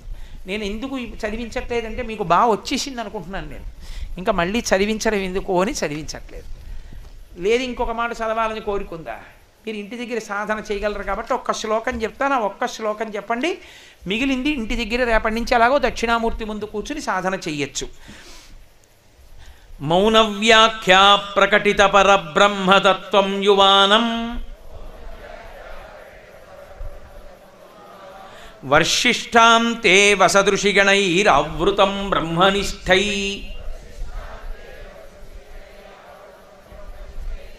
ఆచార్యేంద్రం కరకలిత చిన్ముద్రమానందరూపం స్వాత్మారామం ముదితవదనం దక్షిణామూర్తిమీడే. మంగళాశాసనపరైః మదాచార్య పురోగమైః సర్వైశ్చ పూర్వైరాచార్యైః సత్కృతాయాస్తు మంగళం. మంగళం కోసలేంద్రాయ మహనీయ గుణాత్మనే చక్రవర్తి తనూజాయ సర్వభౌమాయ మంగళం. ఉమాకాంతాయ కాంతాయ కామితార్థప్రదాయినే శ్రీగిరీశాయ దేవాయ మలినాథాయ మంగళం. సర్వం శ్రీ ఉమామహేశ్వర పరబ్రహ్మార్పణం.